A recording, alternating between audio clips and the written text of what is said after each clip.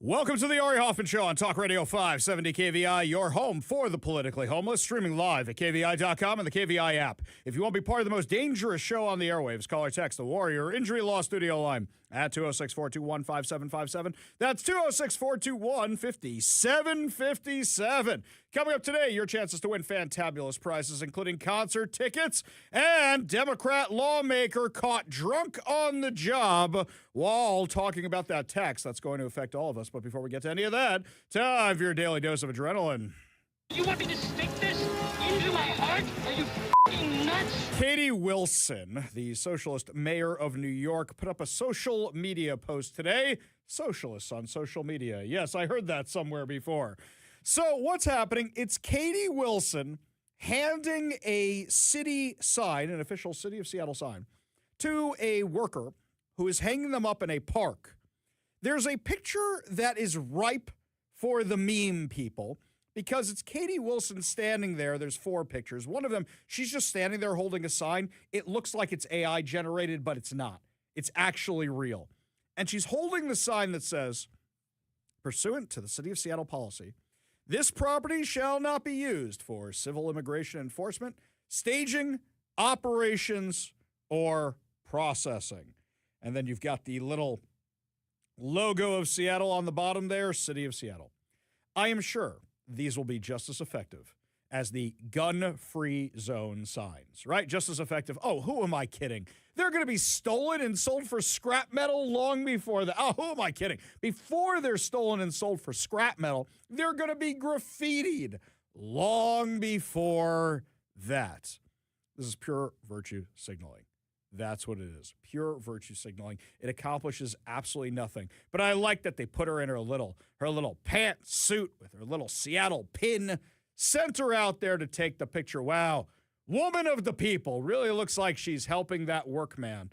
Yeah, really looks like it. I mean, all that's missing from this picture is a hard hat that you see politicians wearing all the time, where you say you weren't on a job site, or they made you wear that because you're taking a picture on the job site. Give me a break. Turns out immigration is a hot button issue for the Democrats here in Washington state, and a whole bunch of the ones who were boycotting the State of the Union address said they were doing so because they wanted to bring attention to ICE and executive overreach. This is what they were bringing attention to. In fact, one of the Democrat lawmakers brought an illegal alien as their guest to State of the Union. You can't make this stuff up. That's who their special guest was. This is Democratic Representative Seth Morton, who brought an illegal alien to the State of the Union. This was his big shtick. This is who he's going to bring. This is absolutely nonsense. Absolute nonsense. And in fact, then they make a whole show of escorting this guy out of the chamber for fear he might be taken into custody during the State of the Union itself. Look, we know what one of the most powerful moments of the State of the Union was. In fact, it's already been turned into a campaign commercial for the GOP. This is something, I don't know if it's an official campaign commercial or it's just something somebody on the internet made, but if I was the Republicans, I would run this from now until Election Day. What's the video? It's barely edited. It's the scene from just the other night on Tuesday night during State of the Union where President Trump said, if you as a government official think that the priority of the government should be protecting the safety of Americans, stand up. Over illegal aliens, stand up. And all the Republicans stand up and all the Democrats are sitting down. And that's exactly what this commercial shows. If you agree with this statement, then stand up and show your support. The first duty of the American government is to protect American citizens, not illegal aliens. Oh, they're sitting down. Democrats sitting down. And then at the very end, people are crazy. Then at the very end, it's Democrats are for illegal aliens, Republicans are for you. Just like what was it? Harris is for they, them. Donald Trump is for you. Same thing. The Democrats gave Donald Trump the perfect opening, gave him the perfect campaign commercial. You know what's funny is that Democrats didn't used to be this way. If we fire up the old DeLorean and go back in time to 1995, you're going to hear Bill Clinton say something kind of similar during one of his State of the Union addresses. Only in the states most heavily affected, but in every place in this country are rightly disturbed by the large numbers of illegal aliens entering our country. The jobs they hold might otherwise be held by citizens or legal immigrants. The public service they use impose burdens on our taxpayers. That's why our administration has moved aggressively to secure our borders more, by hiring a record number of new border guards, by deporting twice as many criminal aliens as ever before, by cracking down on illegal hiring, by barring welfare benefits to illegal aliens. In the budget I will present to you, we will try to do more to speed the deportation of illegal aliens who are arrested for crimes, to better identify illegal aliens in the workplace, as recommended by the commission headed by former Congresswoman Barbara Jordan. We are a nation of immigrants, but we are also a nation of laws. It is wrong and ultimately self-defeating for a nation of immigrants to permit the kind of abuse of our immigration laws we have seen in recent years, and we must do more to stop it. Hey, look, everybody stood up on both sides of the aisle. Everybody stood up for that one. It's funny to hear that stuff. That was from 95. 95. Which is the year I graduated high school. That's the year I graduated 8th grade. So there's our age gap right there. There you go. How quiet that room was. Oh, yeah. While he was speaking. Just how quiet it was. It's gotten a lot more raucous. Yeah. A little bit. Yeah. Just a smidgen. You know what's crazy about the yelling and screaming, by the way? So we discussed this yesterday. When Senator Joe Wilson said you lie to Barack Obama, if you go back and listen to that clip, which I did last night, I didn't bring it up today, you hear you lie, and then the whole chamber goes, oh. Yeah. like that. Yeah. Was that the first time? Mm-hmm. That's the first time. We'll put it this way. That's the first time in modern history.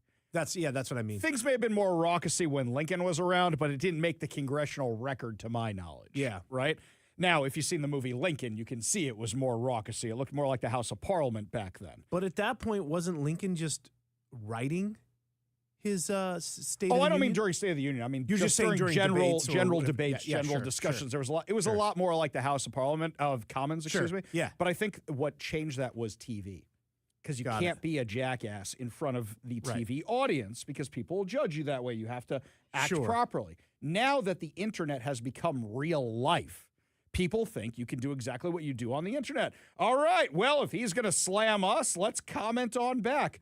But the problem is it doesn't really read that way. You just look ridiculous. And this goes for Marjorie Taylor Greene, too. When Marjorie Taylor Greene and Lauren Boebert were sitting in the crowd during Joe Biden's State of the Union and yelling at him, they look like morons.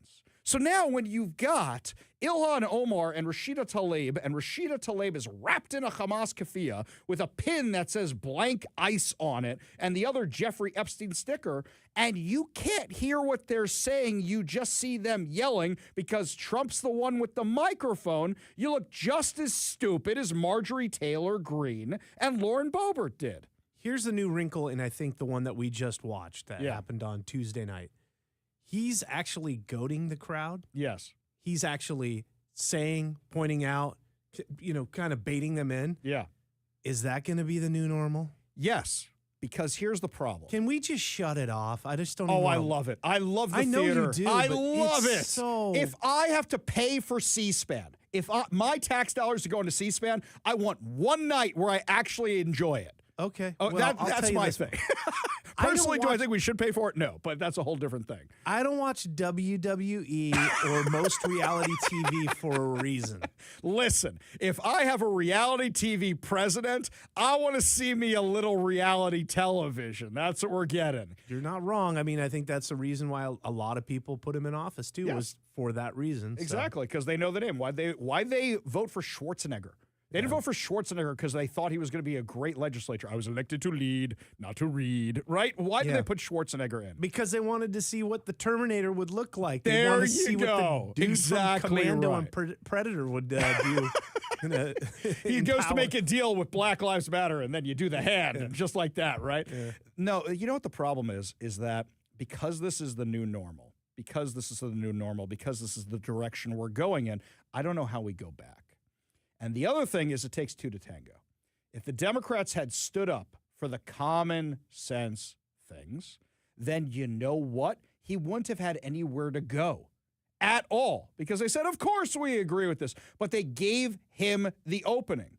And sources of mine that don't want to go public have said behind the scenes, the Democrats were told, behave yourselves. Just behave. Sit there quietly, behave. Ilhan Omar and Rashida Tlaib and anybody else with their shenanigans went off script. So you gave the memes, you gave the opening, and now you gave the campaign commercials to the Republicans. And I would argue Marjorie Taylor Greene and Lauren Boebert did the exact same thing when they did it. Because you're talking to people, like you said, are of the internet age and of memes and of social media, and you're telling them, hey, the thing that got you here, stop doing that. Exactly. And here's something else. Do you think most Americans watch the State of the Union? Or do you think most Americans saw a headline about it on the toilet the next day while checking their cell phone? Yeah, they're waiting for it. It's like episodes of SNL at this point. No one actually watches it. They wait the next day and see, luckily, if anything has boiled and simmered down to being worth watching. Exactly. So let's be real. Let's be nonpartisan about this. Which clips were trending the most on social media, Democrat and Republican, depending on which camp you're in? On the Republican side, the two moments were Donald Trump with the one we just played, with stand up if you support American citizens over illegal aliens, protecting American citizens, and the other one with these people are crazy. Those are two different clips, by the way. These people are crazy. They clipped them together for that commercial, but that's actually in reference to the allowing kids to be taken from their parents and go elsewhere, which we know happens here in Washington State. What about the Somali pirates? That's a pretty big one, So too. the Somali pirates was a good one, but I think the only way that could have been better, and this would have been viral more than anything, is if when she was yelling at him and he didn't want to acknowledge her, he's talking over her, if he had gone, hey, I'm the captain now. That would have broken the internet right there. I don't think he's seen the movie. I think that would have broken the internet. Now, from the Democrat side of the aisle, I think the things that were trending on their side of the aisle were a little bit more. Was this what was trending? No pueden encarcelarnos a todas. No pueden encarcelarnos a todas. No pueden encarcelarnos a todas. Okay, who am I kidding? Nobody was watching that nonsense. So what was trending on their side? That sounds like that texting while driving spot that we run, the PSA. That is kind of what it sounds like. So that was the frogs trending? Was that dude in the giraffe suit trending? Not really. I don't really know what was trending from the other side. Look, did I see Patty Murray's speech? Yeah. Did it get a lot of reaction? No. Jayapal? No. Maybe something AOC did just because she's got more followers, but it was the other side reacting to Donald Trump. Whether they agreed with him, whether they disagreed with him, it was just his clips being played, which shows he won because all they were talking about was him, nothing the Democrats did. And they gave him that opening. They 100% gave him that opening. So what are the Democrats really, really after in this case? Well, Chuck Schumer was doing the circuit. I believe it was on MSNBC the next day, and here's what he said. What would an immigration deal look like between Republicans and Democrats in the Senate? Well, we had a good model in 2013, as you may remember, bipartisan. John McCain and I headed the Gang of Eight. We had 4 Democrats, 4 Republicans, including Marco Rubio, who's now gone to the other side on this. But we could come up with a bill like that. It toughens up the border. It gives a path to citizenship, a long, tough path to citizenship for 11 million people who are here. It allows high-tech people who are needed in our industries to come in. But it was a bill that got 70 votes in the Senate, or 68 or 69. It got Democrats and Republicans. That's the way to go. Okay, so he just said he wants amnesty. That's what Chuck Schumer just said. I apologize, that was Fox News, that wasn't CNN. So he just said he wants amnesty. That's what he's saying. There's a reason that's being shot down. Many reasons why that's being shot down. We have the problems with DACA. We have the problems with who's here now. And anytime I bring up a pathway to citizenship, our legal immigrant friends blow up the phone lines and tell me that's not fair because they had to do everything the legal way. They had to do everything the right way. Why should anybody else get the pass or go to the head of the line because they broke the rules? And there's 100% a case to be made for that. 100%. But you know what I never hear the Democrats talking about ever? What I never hear them talking about? What I never hear them talking about is the people who are dead because of these failed policies, because of the open border invasion. I never hear them talking about Trooper Christopher Gadd. I never hear them talk about Laken Riley. I never hear them talk about the hundreds of thousands of Americans who died from the fentanyl that's being brought across our border illegally. Never hear them talk about it at all. Here's what the president said just the other night. We can never forget that many in this room not only allowed the border invasion to happen before I got involved, but indeed they would do it all over again if they ever had the chance. If they ever got elected, they would open up those borders to some of the worst criminals anywhere in the world. The only thing standing between Americans and a wide open border right now is President Donald J. Trump and our great Republican patriots in Congress. Thank you. Thank you. You know, the only way I think he can top this next time around, here's what I think he could do. I think he says that Bill Clinton thing I said, I just played for you, word for word, says it word for word, and quotes every other Democrat president who ever said anything about border security, and watches as the Democrats don't stand up. But that was a Democrat president who said it, and that can show you how far the Democrat Party has drifted. I think that's the only way to improve on this. What's going on here in Seattle, this virtue signaling, this nonsense, give me a break. Those signs aren't going to be there long enough to do anything, and even if they stayed the whole time, they're not going to accomplish anything. This one here from Forrest Cat, that 1995 Bill Clinton speech on illegal immigration makes our whole case. Trump could almost say the same. Exactly, just what I just said. If he says it word for word, it shows you the hypocrisy. It really does. Because I argue all the time, right now we have common sense versus crazy. We don't have Democrat versus Republican.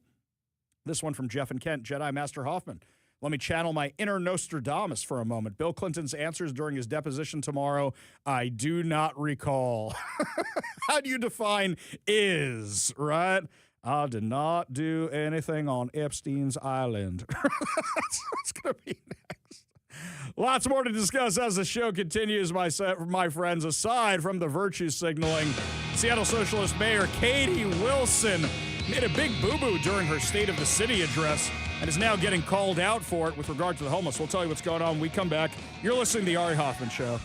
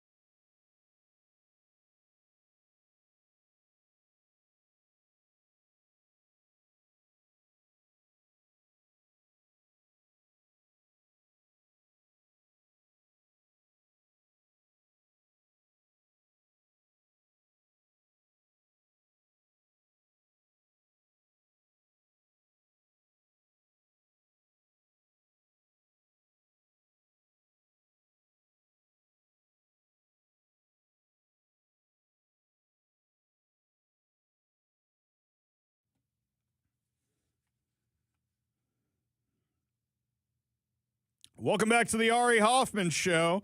Now is your chance to win fantabulous prizes.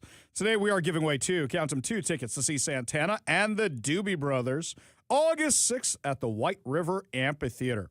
All you have to do is text the word I give you to the number I give you, not your name, not your phone number, not your email address, not Ari.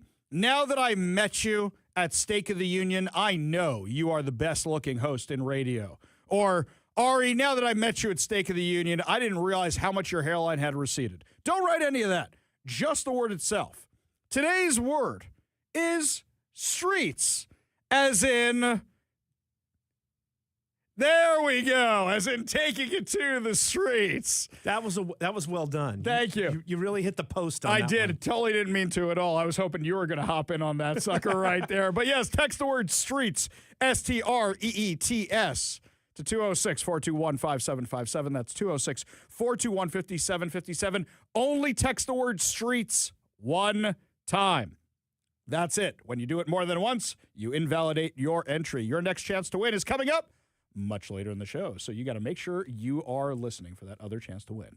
What type of music did your parents listen to when you were growing up? Okay, I see Kevin has found a gap in my musical knowledge, and when these come up, they're always like, how do you not know that? Yeah. So this is what I grew up on, and this is going to explain a lot. Okay. I know what you were listening to. No. This is what my parents were listening to. All right. Okay. No. Before we get to the 80s arena stuff, which I was listening to in the 90s because I just discovered it. No. My parents listened to my father. It was always Neil Diamond or orchestral type stuff, soundtracks kind of stuff. Got it. Or Madonna, which is a really random one. Okay. My mom, it was always the oldies station. It was always the Beach Boys and things like that. That was what and show tunes. She loved the show tunes. That is what I grew up on. And now you're like, this makes a lot more sense now that we're understanding all this. A lot of blind spots in it. Huge blind spots. A lot of gaps. Huge gaps. I had to educate myself music-wise. I remember when I first discovered the Beatles, which was in like high school. And I'm like, oh, this is why this is fascinating. This is amazing. This is incredible. Too bad I'm like, I don't know, a few decades too late for this. Yeah. I went through that whole, and back then we didn't have if you listen to this, you might like that. Yeah. No, you had to go buy the album. I didn't do singles. I didn't like the singles. If I wanted a single, I would just listen on the radio and record it. And most kids now are like, wait, you did what? Yes. And you'd have that DJ's voice there talking to you over everything. It might ruin the beginning of the song or the end of the song. You don't really have a clean version. So for the rest of your life, you hear the guy introing every or outroing. time. Yeah. I still hear at the end of Bohemian Rhapsody when it made the comeback because of Wayne's World in the 90s. I didn't know what that song was until that movie. No idea. By the way, that's probably one of my favorite moments in Bohemian Rhapsody, the movie. Yeah. Where it's Mike Myers, who's the record executive. He's the one in the makeup who goes, kids are never going to be banging their heads to Bohemian Rhapsody. It's not that song. That's great. That was great placement right there. But yeah, I still, to this day, hear the DJ of Z100 or whatever it was saying, yeah. Right at the end. Nothing really matters to me. Yeah. I still hear that because that's how I recorded it off the radio. Now, speaking of things being recorded, Katie Wilson gave her State of the City address. In her State of the City address, she talked about how we're having so much more success with the homeless people because there's this lady and her dogs. And because of the lady and her dogs, we got them into housing and they were homeless before this. Nuh-uh, not so fast. Our friend Andrea Suarez and Jonathan Cho figured out that this lady, she ain't rehoused. She got sent to a tiny home with black mold. It's not good. And wait, she may be in some other kind of housing. In fact, you may have found the poster child for, she's got a tiny home, but she also has a city-funded apartment, and she's still on the street. How many services does one person get? Oh, maybe this is why we're wasting money. Here's a report from our friend Jonathan Cho. Hey, Mayor Wilson, are you aware that the woman you referenced with the 3 dogs in your State of the City we were able to identify a spot for her in a tiny house village is now back on the streets? Why did you use me as an example? She says the tiny house had mold in it. The place was riddled in mold. Do you know what happened there, Mayor Wilson? Can you just give us an explanation? She's walking away from him. Walking away. There was also a sweep this morning in Ballard. there's nowhere to go. They just push us around. You said sweeps don't work in your state of the city. And we cannot just keep moving people from place to place and calling that progress. So I just wanted to know how much longer you plan on sweeping or if anything is going to change from the Herald administration. Do you have any comment on that, Mayor? Gets in the SUV. Okay.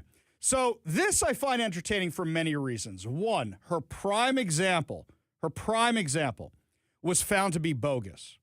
Now, here's something to compare to the President's State of the Union. Granted, there's more eyes on it than a mayor's state of the city.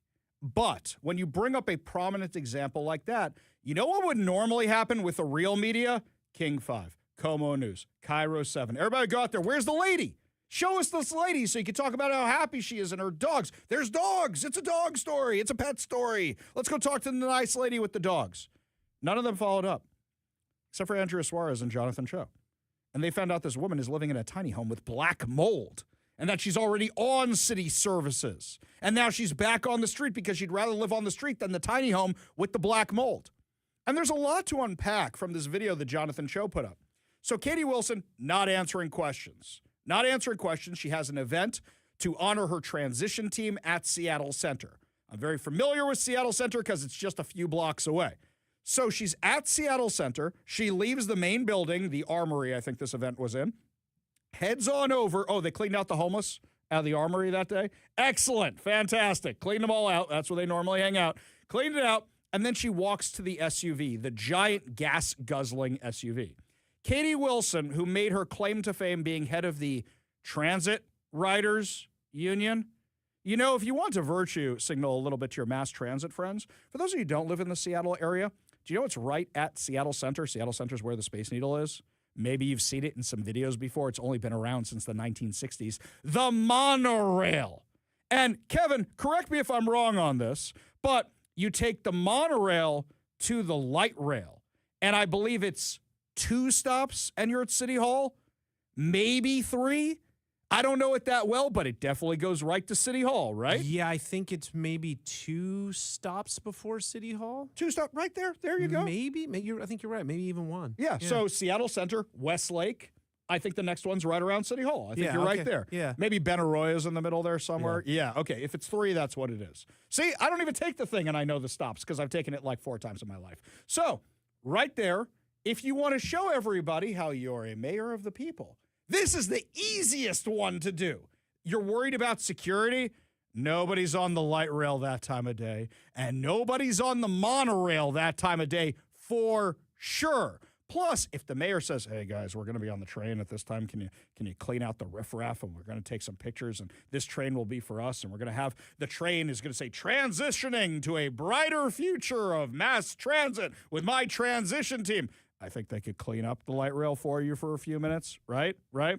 So Katie Wilson's just happy that she can drive the giant gas-guzzling brand new Chevy SUV. I see. That's what's going on. The giant Chevy SUV. Yeah, see? If you had bought a Dodge, we wouldn't be making fun of you so much. We're a Dodge show. But you bought the giant gas-guzzling Chevy Suburban. It's brand new, by the way. That is a brand new sucker. I could tell by the headlight design. That is a brand new SUV. So much for the Transit Riders Union. Doesn't seem so hot on that. Can I rewind for a second here on that piece of audio? So I dwell on the weirdest things. So black mold in the tiny home. Yes. Now, was she saying I'm not staying in it because there's black mold? She's saying she's basically saying I prefer going back to the street, but this is a woman who may also be already have a place in one of these city hotel rooms / apartment things. So the black mold thing, how does she know? Well, you kind of know what that looks like, right? But it's not always black mold. Like there's tons of mold. I just love that. Like I wasn't aware until black mold until I don't know how recent, right? Like when we're growing up, did you ever hear anything talked about black mold? Unfortunately, yes. Really? I did, because in New York, when they built my parents' house, the house I grew up in, they were apparently supposed to put it somewhere else, and they put it in a place where anytime the snow melted, it drained into my basement. they had to do major work. I remember swimming in my basement one time. It was so bad. That's when they had to do some serious work to stop this. So what are they worried about? Black mold, black mold. I'm like, what is this awful substance, the black mold that might kill me in my sleep? That's all I remember the giant fans going in the house. I remember all this. I just find it funny that, like, did she hire somebody? Like, I just got this new tiny home. Let me call. I think I need a. We're going to call Surf Pro, bring them on in and inspect for mold. Yeah, we're going to check. Oh, it is black mold. Okay. Yeah, we'll bring in Coit and see if it's black. You can see it in the video. That is black mold. I mean, that is the real deal. So, yeah, okay. Yeah, it's put it this way. It's so bad, you can tell that's exactly what it is, which leads me to ask, how well are they managing these tiny homes also? Probably zero black mold on the streets.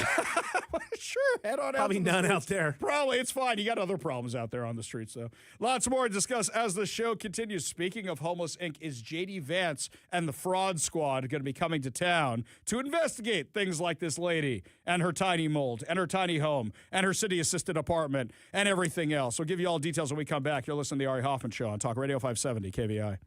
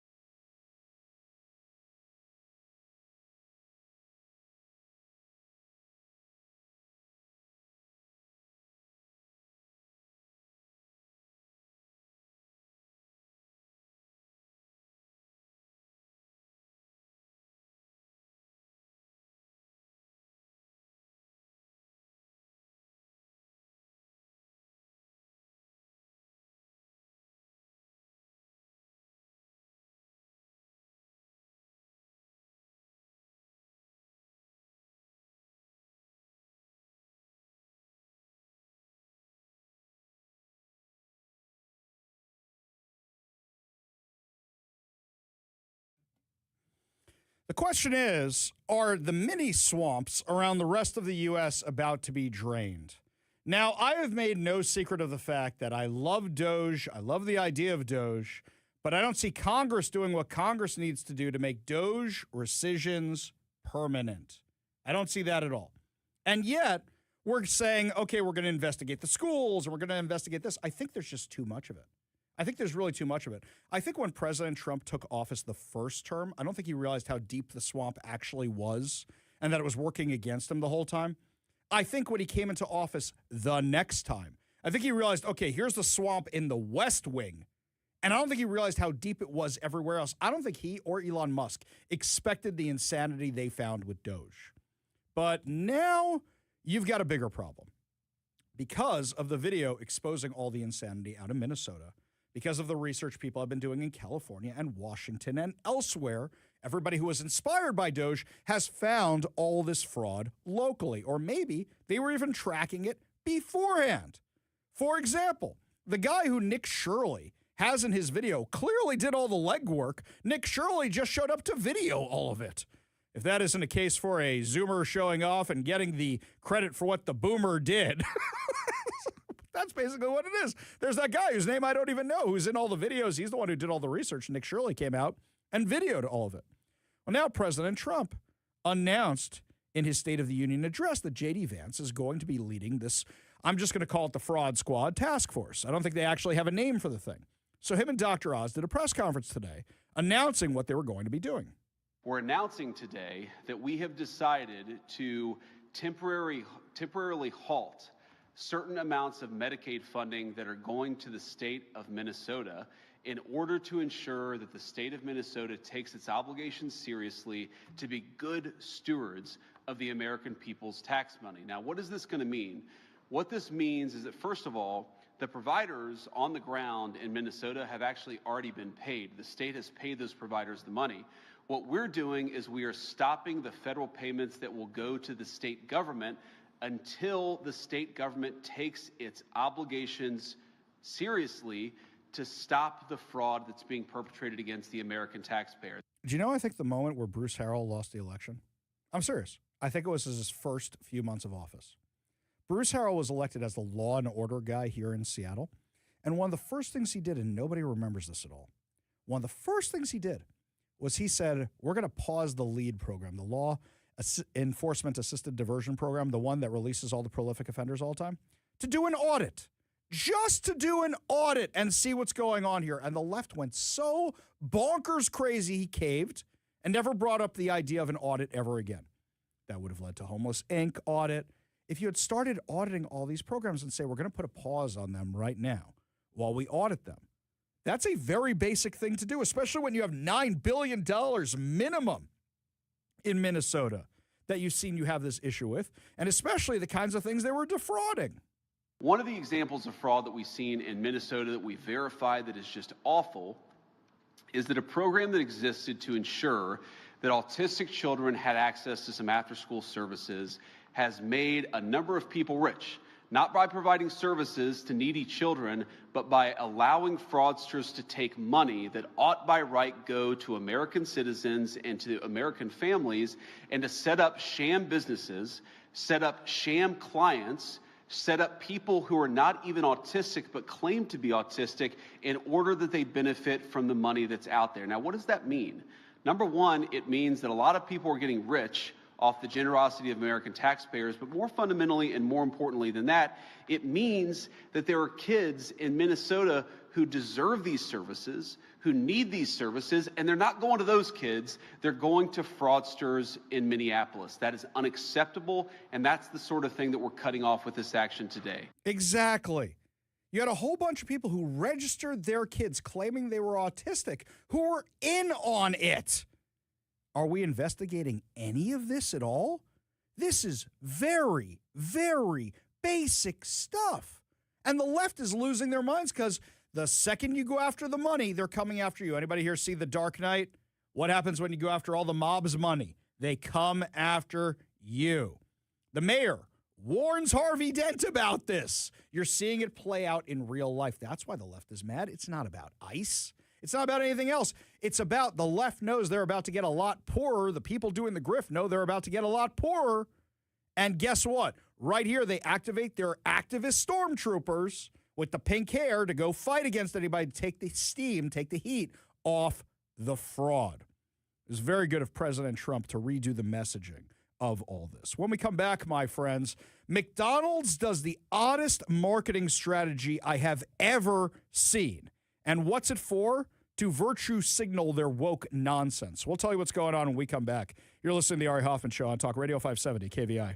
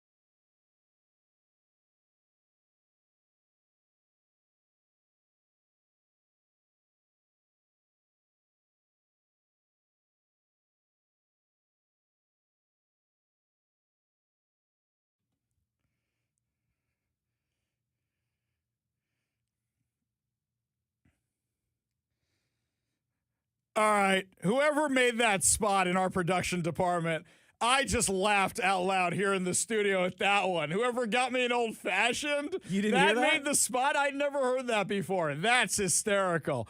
Welcome back to the Ari Hoffman Show here on Talk Radio 570 KVI. And yes, we don't want you to miss out on the next event where you can bring me an old-fashioned. Yes, we do appreciate our friend who brought us the old-fashioned. You could tell that I had one or two from the picture he posted today of that. That was a pretty good one.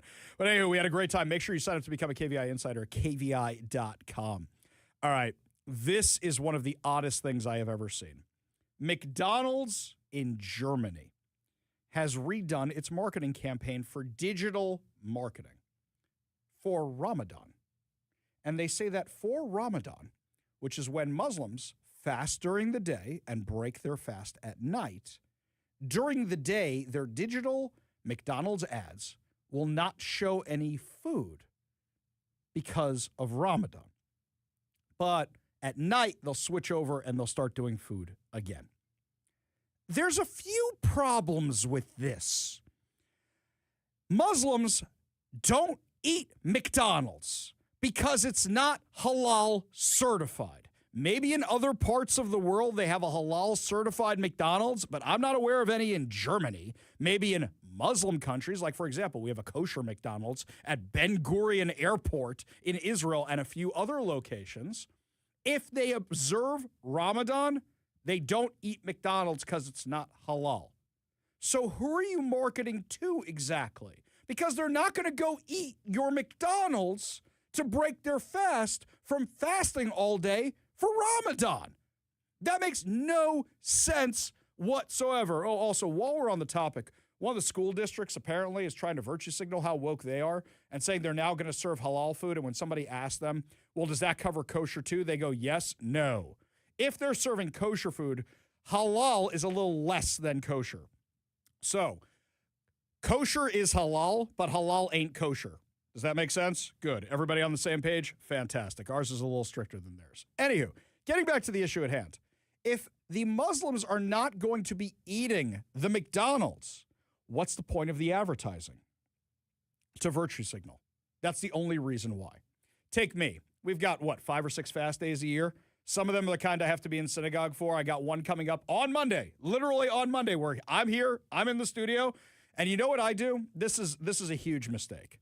Normally, when there's a fast day or something like that, I'm trying to occupy my time. So I think, what errands can I do after the show, before the show? And stupid Ari Hoffman always goes, oh, grocery store, that's easy. Don't go to a grocery store when you're fasting. You know why? Because then you're like, I'm hungry for that, and I'm hungry for that, I'm hungry for that, I'm going to eat that. The worst fast of my life was this year. There was a fast day. It fell out while I was in Israel. I'm surrounded by every kind of kosher food you could possibly imagine, and I can't have any of it. It was the worst day ever. Worst day. But here's the thing. If McDonald's is being smart about the marketing, you put that greasy cheeseburger-looking thing on your ad, so afterwards somebody goes, I want to have McDonald's. I've been hankering for a Big Mac, a McRoyal, all day. I want to have one after Ramadan. But the people who celebrate Ramadan, who observe Ramadan, are not going to be eating your hamburger because it's not halal certified. So what's the point of this whole thing? It's about virtue signaling. Look how virtuous we are. Who's wearing the ribbon? They are wearing the ribbon. They are posting the black box. That's what this is about. Pure virtue signaling, and not even virtue signaling to Muslims. Virtue signaling to white liberal types. Look how evolved we are. Look how tolerant we are. Look how compassionate we are. That's what this is about. Now, I don't know who eats at McDonald's. I like to think that McDonald's is usually bipartisan. If you feel like you're in the mood for a cheap hamburger and you're nearby, I'm going to go through the drive-through McDonald's like I did with John Carlson and Young Zach and Jeff Pogula during the RNC, and I got a Coke while they all got everything they wanted. I consider it kind of a desperation move. Desperation. You're someplace where you don't know if anything's open or it's a smaller town and it's very late and you go, oh, look, there's McDonald's. It's going to taste the same no matter what. I know what I'm going to get going into the McDonald's. I'm with you. I get it. I understand it. Do the contests help you out there, Kevin? Do the contests incentivize you at all? As a kid, I can understand you want the special action figure. No. Contests don't. No, but when Monopoly came out, it was kind of a big deal. Like, I think I was in high school or something like that, and we would go up there because of that. And, of course, Happy Meals when I was a kid, for sure. Yeah. Depending on what toys were in there. Yeah. I think they're still using the 80s toys in Israel for the Happy Meals, by the way. I think it's still the same toys just because they haven't gone through the supply yet. I think it's the same ones. The 80s just hit Israel a few years ago. So I think that's what's in it. And you're thinking, oh, collector's items. Let's go get those suckers. Let's see what's in the McDonald's warehouse in Israel. Let's go check that out. But yeah, this is all about virtue signaling. That is what the entire thing is about. Now, I want to know from you, does something like this tick you off? It's done in Germany. It's not being done here. Is this something that makes you go, oh, I'm never buying McDonald's again? Or, all right, I guess you could try to market this, but we know what normally happens when you try something like this. Look, this was in Newsweek. This was not in a little outlet in my little black book of the right-wing media. This was in Newsweek, showing how ridiculous this is. Because they know halal. They understand that nobody's going to go eat these hamburgers. I think it's pure virtue signaling what's going on here. And I think it's actually going to cost them some customers. Like this one here, Robin Lakewood. He calls them sauerkrauts. That's very good. That's very, very good. Yeah, I'm not sure this does anything, and they're trying to virtue signal to the entire world. I will remind everybody what happened here in Seattle. Do you remember during the BLM riots, when they were virtue signaling, you had the black boxes or the Black Lives Matter signs in windows? My favorite one of this, for all the wrong reasons, was when I think it was Amazon's Whole Foods put up the Black Lives Matter sign, and they bashed out the windows of the Whole Foods. I mean, it's pure virtue signaling. That's what all this is. So, this one here from Mike Kerb. He says, there's a fast day. Nice to know it's on Monday, Ari. I'll be sending photos of fresh Krispy Kreme donuts. This is somebody who really, Mike definitely listens to the show all the time. He knows I love the Krispy Kreme donuts. And we got that. Yeah, this one here also from Mike. Trump put a pause on aid to Tibetan and Uyghur refugees, as well as funding Radio Free Asia as part of DOGE. After investigation, funding for Radio Free America was restored, and the refugees got $7 million of the $12 million restored. He's right. For example, my synagogue has a Homeland Security grant out right now. And when DOGE first came along, they reviewed the grant. It was on pause for 2 seconds, and they go, legit. We're going to go forward with that so you can do your security upgrades or whatever else it is. This is something, I didn't have a problem with it. I said, hopefully, they're stopping the bad people from getting money, so that way there's more funding available for the good people. By the way, the lefties, I don't understand why you guys aren't saying the same thing. The lefty activists who are out there should be saying, aren't they the ones that want everybody's money all the time? So how come they don't care at all about accountability for the money? They do not care at all. For them, it's just about getting it. Who owes it to them? Who do they deserve it from? But it's never actually about making sure they're good stewards for it. Otherwise, there'd probably be a lot more money to go around because we'd probably all be on the same page about dealing with fraud. And I heard a whole bunch of people on the left say they want to get rid of waste, fraud, and abuse until Donald Trump said it. Then it's no, we want as much waste, fraud, and abuse as possible. When we come back, my friends, one of the leaders of the Democrat Party in the House of Representatives admits he was wasted last night while discussing the budget. I'll tell you what's going on when we come back. You're listening to the Ari Hoffman Show on Talk Radio 570 KVI.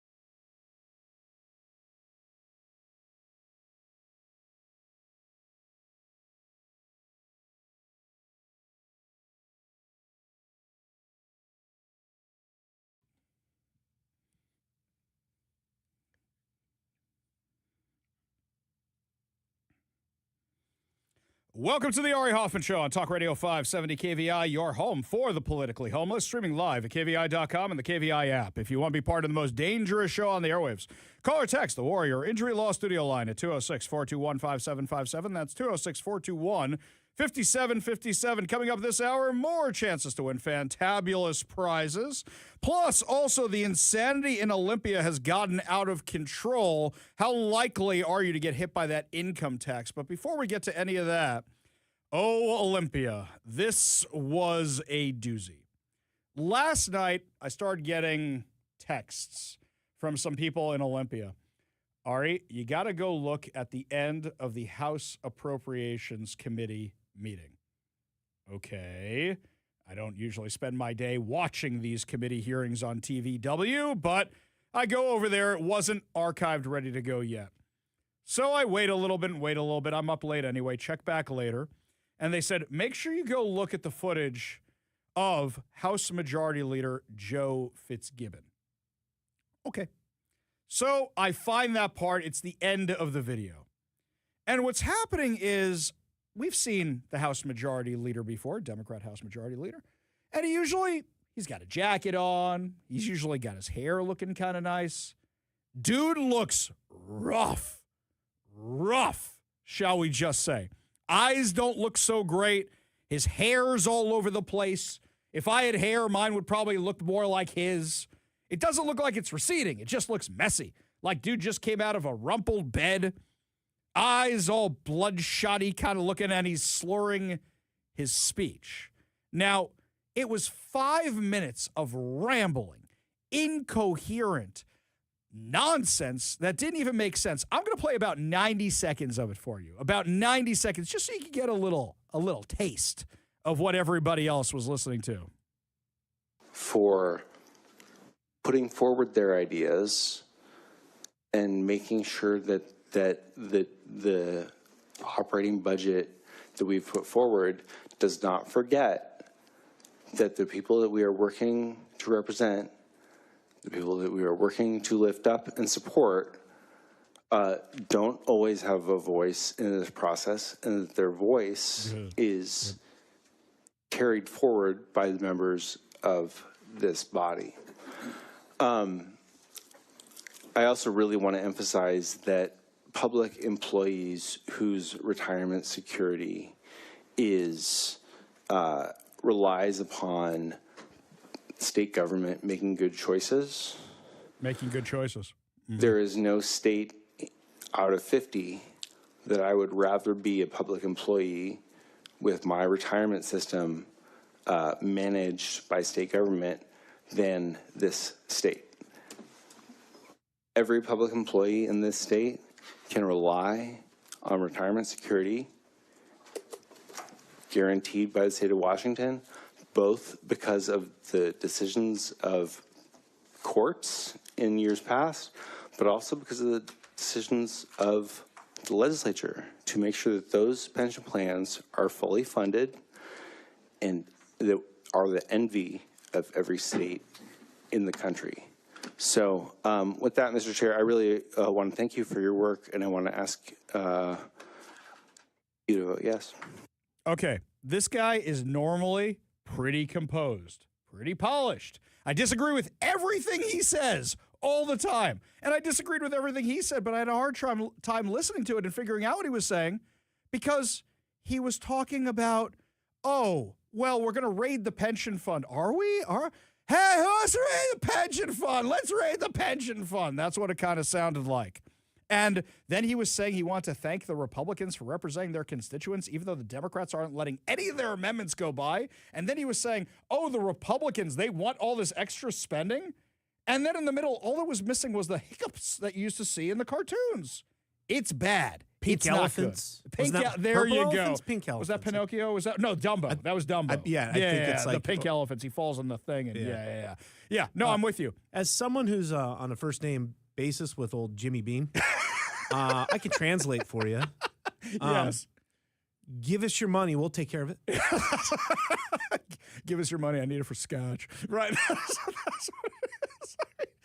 Okay. when we say they're spending like drunken lawmakers, this is what we mean. Drunken sailors got nothing on this. Dude looks like he was on a bender in his office, and somebody goes, "Dude, you got a committee here." "Oh, I do? Oh, hey, do I look drunk to you? Smell my breath. Do I look drunk to you?"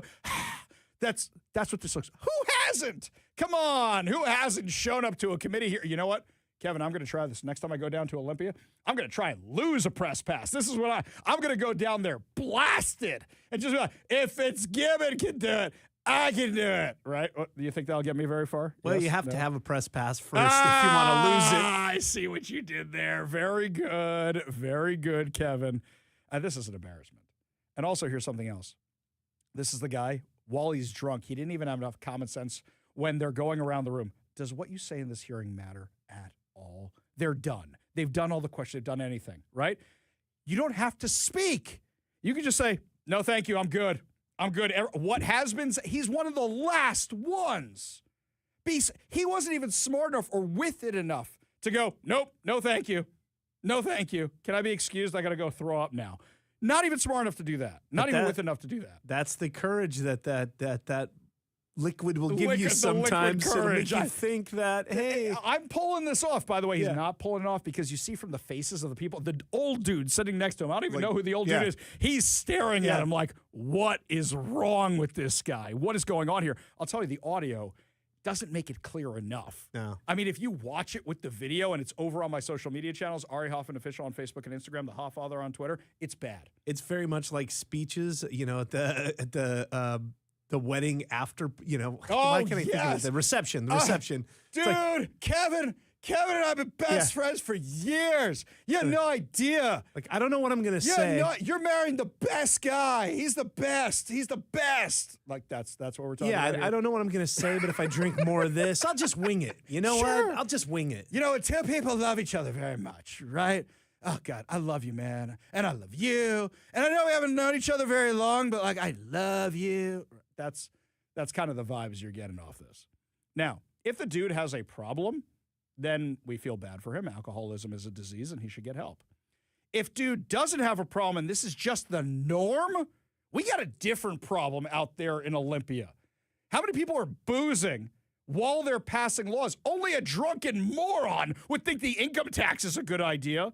Only a drunken fool would say, hey, you know what? We have this massive budget crisis. Let's slap $2 billion more on top of it.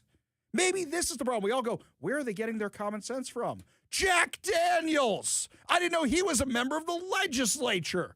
Glenn Fittich, maybe helping out too. What was that guy? Smirnoff. I think I saw him floating around there somewhere. Give me a break with all this. Ari, I've known him so long. He's Jack Walker to me. Come on. This is an embarrassment. So we reach out for comment because something's wrong. And I didn't want to come out and say it, but when I sent in a request for comment, I was trying to be nice, like, hey, is he all right? He doesn't seem like himself. And here's what I got back from him. Hi, Ari. I made a poor choice last night by drinking alcohol before we had finished our work for the day. I'm disappointed in myself, take responsibility for that poor choice. It won't happen again, and I'm committed to completing my work this session without alcohol. Okay, hang on a second. Do you normally need the alcohol to get through the session? First of all, you're in the majority. What are you stressed out about? It's all of us in the minority that are stressed out about what you guys with your supermajority are going to do to the rest of us. Do you need alcohol to get through the day? Is this commonplace? Who was drinking with you, or was this a solo bender? Look, the easiest thing he can do is say, I have a problem, check himself, get dried out, and everybody will come back and go, woo, yay, wonderful, fantastic. But if this is just how things operate in Olympia, by the way, I did send these questions over to the Republicans that I sent to the Speaker of the House. I did, because I'm kind of curious of the answer. I got this back from Lori Jenkins. We expect professionalism in the workplace. And while Representative Fitzgibbon did not meet that standard Wednesday night, he has acknowledged that behavior is unacceptable and has apologized. The people of Washington expect and deserve their legislatures to be fully focused and clear on the work we do here on their behalf, and the House Democratic Caucus leadership stands with Representative Fitzgibbon as he takes whatever steps he needs to ensure his well-being. That's nice that you have that pre-done statement. There's one little problem with it. I asked if this is a common problem. I asked if he was drinking alone. I asked who else he was drinking with. I asked if this is something that they do every day. This doesn't answer any of those questions, not at all. Look, I've been in the Republican wings. I've been in the Republican chambers. I've been all over the place. I didn't see anything like this at all. Maybe it's a guy by himself. Maybe he's got a problem. And if so, we wish him the very, very best. But if this is a symptom of a larger problem, I don't know how you come up with some of these crazy policies without being wasted all the time. Do you think anything's ever going to happen to this guy? Give us a call or a text, 206-421-5757. That's 206-421-5757. Now think about this. What if he was a Republican? If he was a Republican right now, it wouldn't have been people in our world who had this story before the Seattle Times and anywhere else. It would have been the mainstream media, and it would be national news by now. But because it's a Democrat, Seattle Times got to it by the end of the day. I mean, this is really, really crazy stuff. In fact, just by accident, our friends over at Northwest News Radio had an interview with Fitzgibbon scheduled.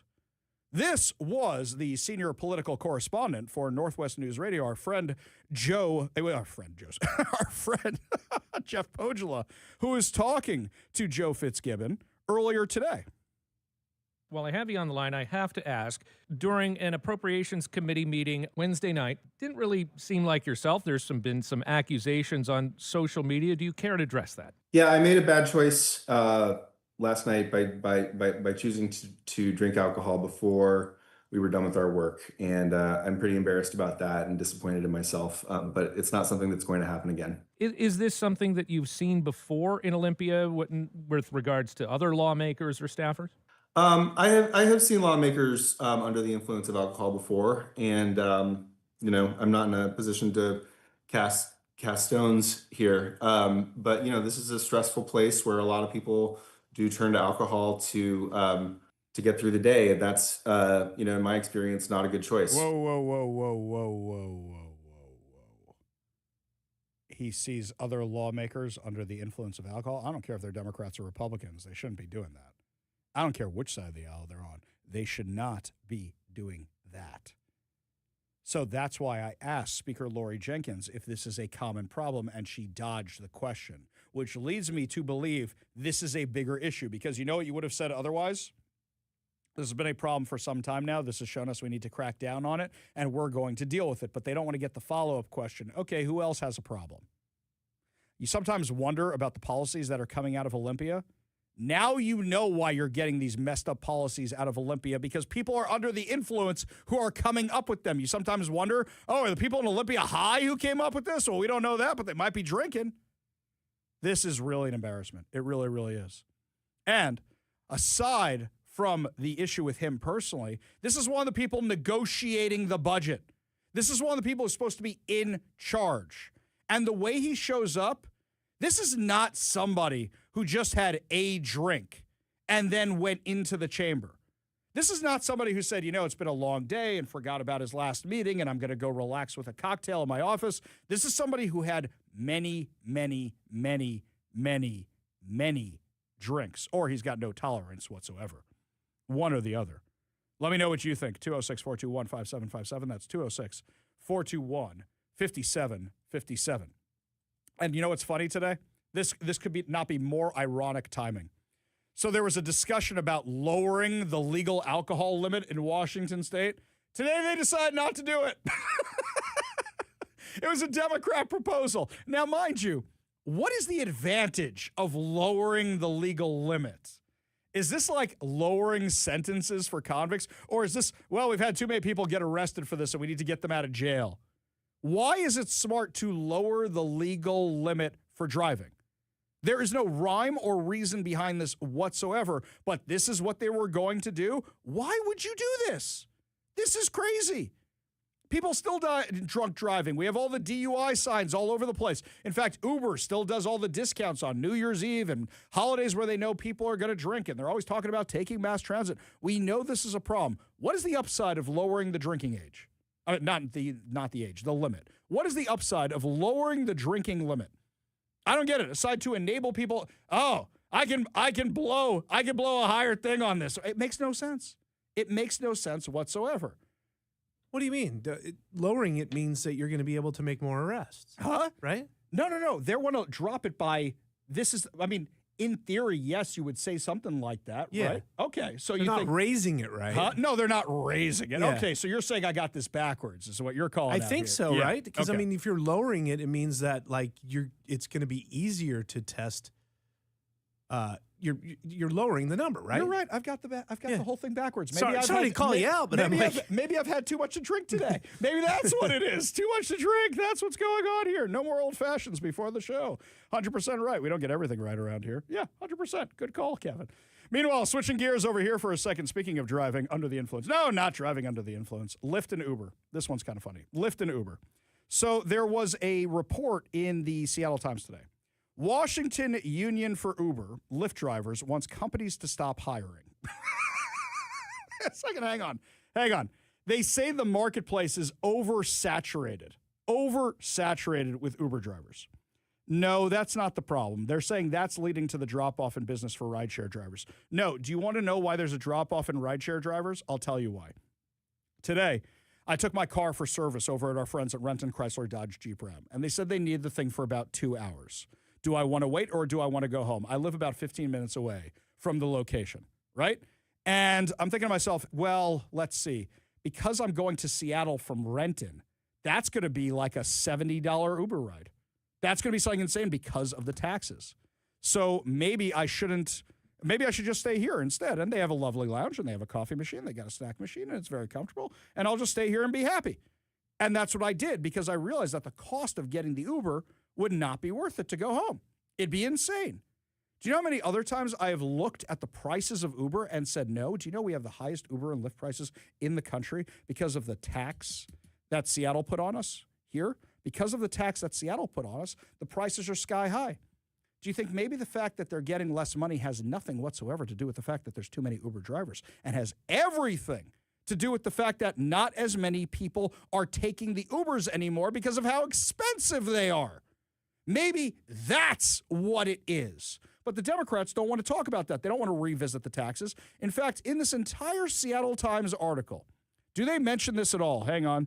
Scrolling, Climate Commitment Act, this, that, and the other thing. They're blaming it all on too many Uber drivers. Oh, at least the Seattle Times does finally call them out here. Placing the blame on well-intentioned regulations. Oh, you mean the added taxes they're putting on the drivers? Maybe that one?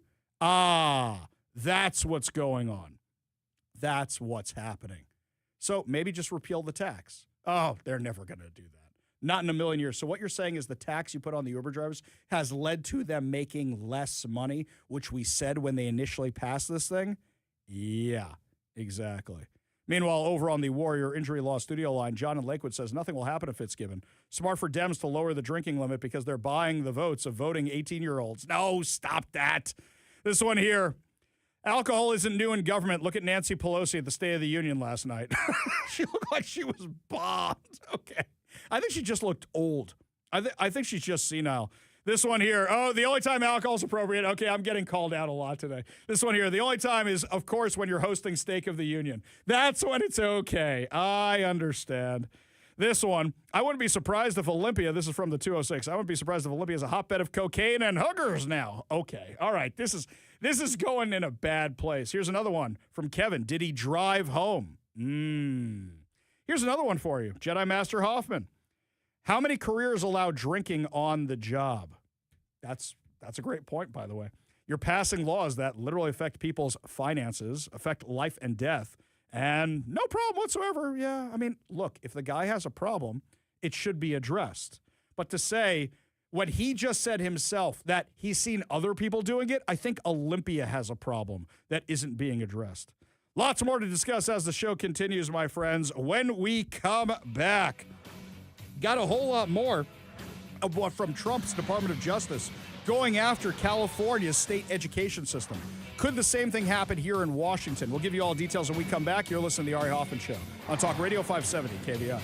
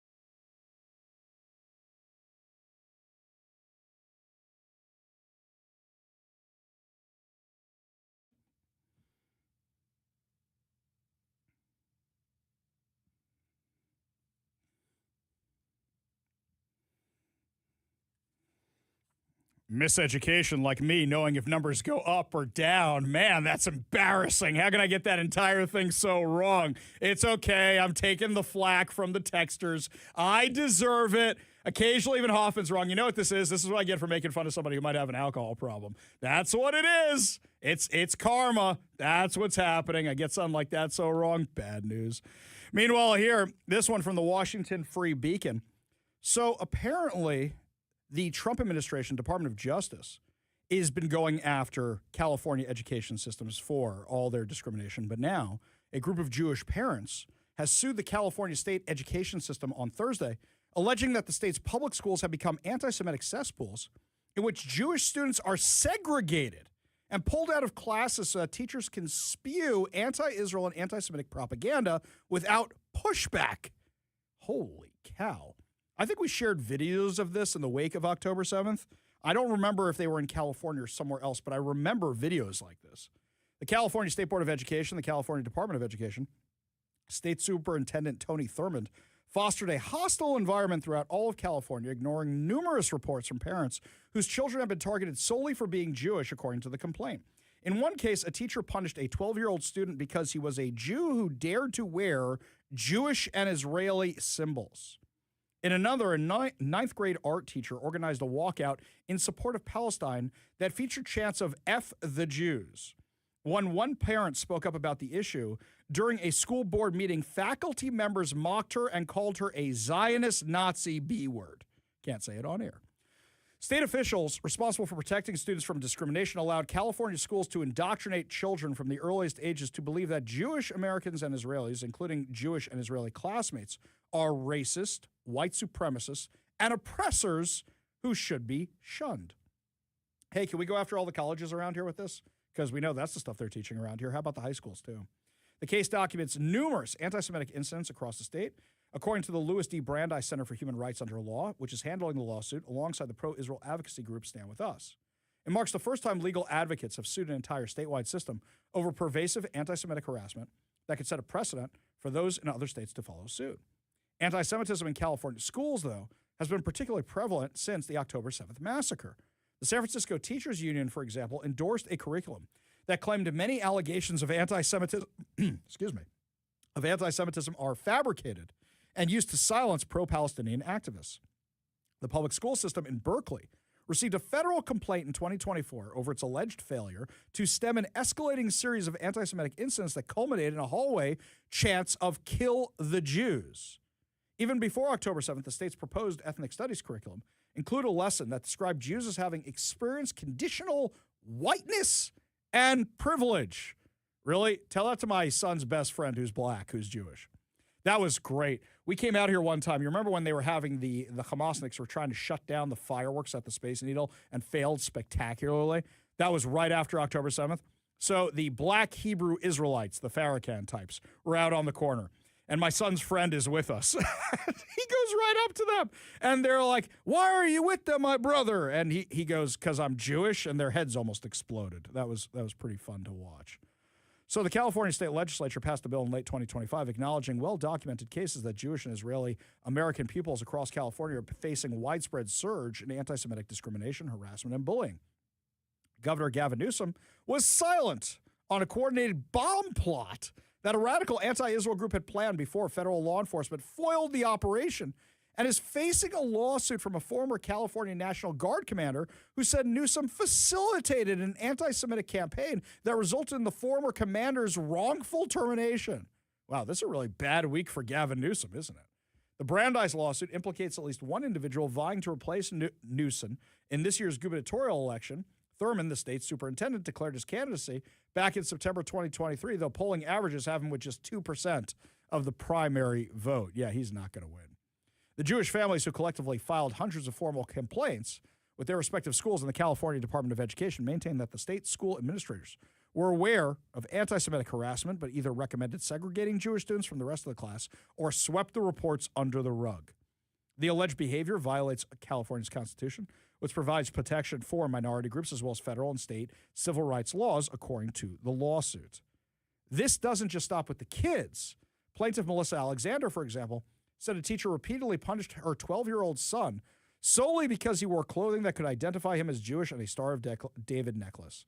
The teacher, whose name is not included in the filing, openly proclaimed that Zionists are the enemy and had a public social media account filled with anti-Semitic and anti-Israel content. When Alexander presented this evidence to school administrators and reported the teacher had mistreated her child, the officials actively chose to ignore it. Instead, the school put the student into a new class in the middle of the school year. By the way, I've heard dozens of stories like this around here. Let's not forget a lynch mob, what was it, at Nathan Hale High School, showed up to rip a Jewish girl out of the classroom, and only because the teacher locked the door were they stopped. This happened in the middle of the school day, and the whole thing was swept under the rug, and the principal was quietly reassigned to a new school district. Crazy stuff. Absolutely crazy. A similar incident occurred in the weeks after October 7th at Berkeley High School, where plaintiff Alana Perlman's ninth grade son endured anti-Israel diatribes from an art teacher who boasted to the class about his latest artwork, an image of barbed wire fences in the shape of a Star of David with a giant fist punching through it. The same instructor allegedly used his classroom to promote a walkout in support of Palestine, spending time and resources to advertise the demonstration. The event that followed was filled with chants that included blank the Jews. When Perlman reported this behavior to school administrator, those officials allegedly pulled her son from the class and sent him to learn separately in the school's library and student health center. The school's decision to punish the targets of anti-Semitism rather than the perpetrators made a lasting impression on Perlman's son, who now hides his Jewish identity in fear, the filing states. At Daniel Pearl Magnet High School in Los Angeles, named after a Jewish journalist slaughtered by Islamists in 2002, a teacher reportedly subjected a student to alleged pro-Hamas activism inside the classroom. They say their son's honors chemistry teacher littered the classroom with anti-Israel propaganda. The Rosenthals reported the conduct to Los Angeles Unified School District, which responded with a statement the teacher was refusing to remove anti-Israel posters, according to the complaint. By October 7, 2025, the 2-year anniversary of the Hamas attacks, the chemistry teacher allegedly wrote on the blackboard, "Oy vey, it's free," with an arrow pointing to Free Palestine. This is the same kind of stuff that was happening here in Washington. Do I need to remind you of a teacher named Ian Golosh who was hanging up pictures of Hamas terrorists on his walls and who was writing the most virulent anti-Semitic stuff and denying the October 7th attacks even happened? And yet, Chris Rakedal's office did almost nothing about it. In fact, worse than that, they were going to do something about it and then CARE, the Council for American Islamic Relations, leaned on them, and they didn't. I actually think that if you're a listener of the show and you want to sue Chris Rakedal's office, I think that could be a lot of fun to watch. Really do. You need help with that, you contact me, ari@kvi.com. That's ari@kvi.com. When we come back, my friends, Jonathan Cho and Andrea Suarez join us in studio to talk about this expose they have revealing that this person the mayor said they got out of homelessness isn't actually out of homelessness and what they were subjected to instead. We'll give you all details when we come back. You're listening to The Ari Hoffman Show on Talk Radio 570 KVI.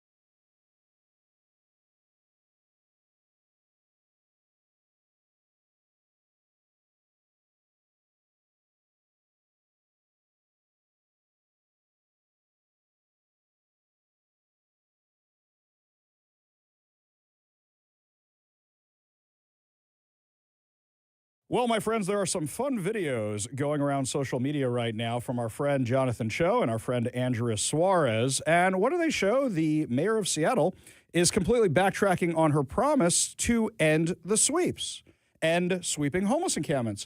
Now, for somebody who's never had a job before, it kind of just seems like she's copying the homework of the previous mayor rather than coming up with any ideas of her own. Joining us now in studio to discuss from the Discovery Institute, Jonathan Cho, and from We Heart Seattle, Andrea Suarez. Thanks for being here, guys. Hey, in studio for the first time, Ari. I can't believe we've been friends for, 5 years now, and this is the first time I'm having you in studio? You've interviewed me multiple times, and this is the first time I'm in studio in the flesh. So Andrea's got a frequent flyer card around here. She's a regular. She's got me beat on that I have the department. codes. You know, I think the difference is, Cho, who knows where you are in the world? We could have the game. Where in the world is Jonathan Cho right now? We could do that. Yeah, I sense a meme. Well, I've been in Seattle this past week, and boy, have I been catching up on the news and what's on the streets, and it is an absolute disaster right now. All right, so let's start with Andrea, okay? So, Andrea, the mayor says things are getting better. The mayor says she's being more compassionate about these sweeps, and I see her doing the exact same thing. What's it like on the ground for you? Well, the ground game don't lie. And we've been out here for 5 years and seeing this whack-a-mole sweep, rinse, repeat. It's almost worse, Ari. I mean, I'm seeing sweeps happen in the same place within a few weeks of each other. And even the homeless are laughing, going, we're just going to go right back and set our tents up. So they're kind of mocking the situation as well. That's kind of like what happened in Ballard, where they just moved 3 blocks away, and there was this whole big deal. Are we going to clear this encampment? Are we not going to? Is Katie Wilson going to do it? Then she's going to come out and see it before she does it, and they just moved 3 blocks away like always. I've noticed in Georgetown, where I hang out a lot, in Georgetown, the RVs that were cleared out of Soto are now over in Georgetown, and I know them because you recognize different RVs. I noticed they're starting to come back to the Seward Park neighborhood, where they haven't been for a very long time. Jonathan, you confronted the mayor over this. We played the video earlier in the show today. Tell us what that was all about. Look, I've been doing this for years now, and whenever there's a lawmaker or politician who makes a decision and it's questionable, we go and give them an opportunity to share their side of the story. And I reached out to the Wilson team Sunday evening to get comment on this story that we ended up launching, and I gave her time, more than 24 hours to respond before even launching the story about our findings. And when she didn't respond, I had to do what I always do. I always pop up and I had to ambush her and confront her. And it was at Seattle Center, and it was during her transition meeting with all of her new, members, and she just wouldn't respond and walked away to my questions. I noticed she walked away and got in a very, very large SUV, and she's head of the Transit Riders Union. Now, for those of you who don't live in Seattle, the Transit Riders Union is a far-left activist organization that advocates for mass transit. And the monorail is steps away from where she was, and the monorail hooks into the light rail, which goes directly to City Hall, which is about a mile away, I'd say, from Seattle Center. So there's really no reason to bring out the brand new 2026 Chevy Suburban. Now, I know they're more fuel efficient, but over here, we're Mopar people for Dodge because our friends at Dodge sponsor the show. So we're going to rip on that non-electric giant SUV that's driving her around. Andrea, do you think this is just par for the course? I mean, look, I say this all the time about you, and I mean this in the best possible way. When you first started, I'm like, oh, nice lady. This is going to be fun. She's going to be burned out. 5 years later, this is your full-time gig. You've helped so many people. You've been through 4 administrations now of 3 administrations of mayors right now. You've seen how they all operate. Is there really a difference between any of them? There's not. I mean, government is slow and bureaucratic, and why I love We Heart Seattle. I was saddened that I wasn't on the transition team. I did apply. I have 5 years of unrefutable facts on the ground. I could have saved her the embarrassment on the stage, which I know we'll probably get to the story of Crystal and the 3 dogs. But the hypocrisy is there, and I actually think she'll be red-pilled very fast if she hasn't already. Well, I think she's worried about the World Cup. And I think here's my prediction, and I'd love to know from you guys, just yes or no, do you agree with this? I think that once the World Cup's over, that's when we see the activist Katie Wilson, because she doesn't want the embarrassment of the World Cup being yanked out of Seattle. What do you guys think about that? 100% yes. Yeah. Again, I think everything right now is being motivated by the World Cup, the FIFA World Cup, which is going to be here in just about 3 months. And also, it clearly shows Katie Wilson, at least right now, doesn't have any new plan to deal with this. So the State of the City address, where she talked about, putting a pause on that Ballard encampment sweep so she could personally go there and get these people into housing. It was all a show. It was for optics. It was just a photo op. Crazy stuff. Now, Jonathan, I saw your video, and Andrea, you were part of this, and you just mentioned it a second ago, this lady with the dogs. So Katie Wilson mentions in her State of the City address that she got this lady in the dog's housing, and then you find out that the housing she got isn't really safe, right? Correct. I mean, I've seen this movie so many times, dozens, if not hundreds, where people get housing and they are still loitering in the camps and on the sidewalks and streets. And so it did not surprise me at all. The next day, I went right to the camp, found her right where I expected her to be, in a tent, not just her, but also the other gentleman that was housed in the DESC brand new housing for life for free. They were together in the camp. And that's why it never looks better. People have housing. And I just found this out less than an hour ago. I called Jonathan to tell this. Breaking news. This is breaking. I talked to another provider who told me she actually has housing. She has housing. So, okay, this is a common problem. And this multiple is, it really housing. Is. Right. This is Multiple a huge story. housing. So you've got, let me work through what this could be. You guys correct me any part along the way here. Somebody could be living in full apartment or hotel housing, have another tiny home or whatever it is where they're dealing drugs or whoever it is to a low barrier encampment, have a tent or an RV on the street where they're dealing drugs or a chop shop or whatever it is in an encampment. And all of this could be paid for by the city. There's a term like renting your space. Mm-hmm. So she might have a space somewhere in King County throughout the city, or it's abandoned because, we show you guys these videos of apartments become uninhabitable from roaches, rats, hoarding. She's just abandoned whatever housing she already had. I just found this out from another provider who not only was like, I could have saved Wilson the embarrassment on the stage, but she goes, oh yeah, and she actually even has housing. I mean, not just, I'm like, I can't make it up. This doesn't surprise me at all. In Georgetown, a lot of the places we know, that's their place of work, the RVs or the tents or whatever. Jonathan, we joke about you being all over the world, but you've been all over the United States covering this stuff.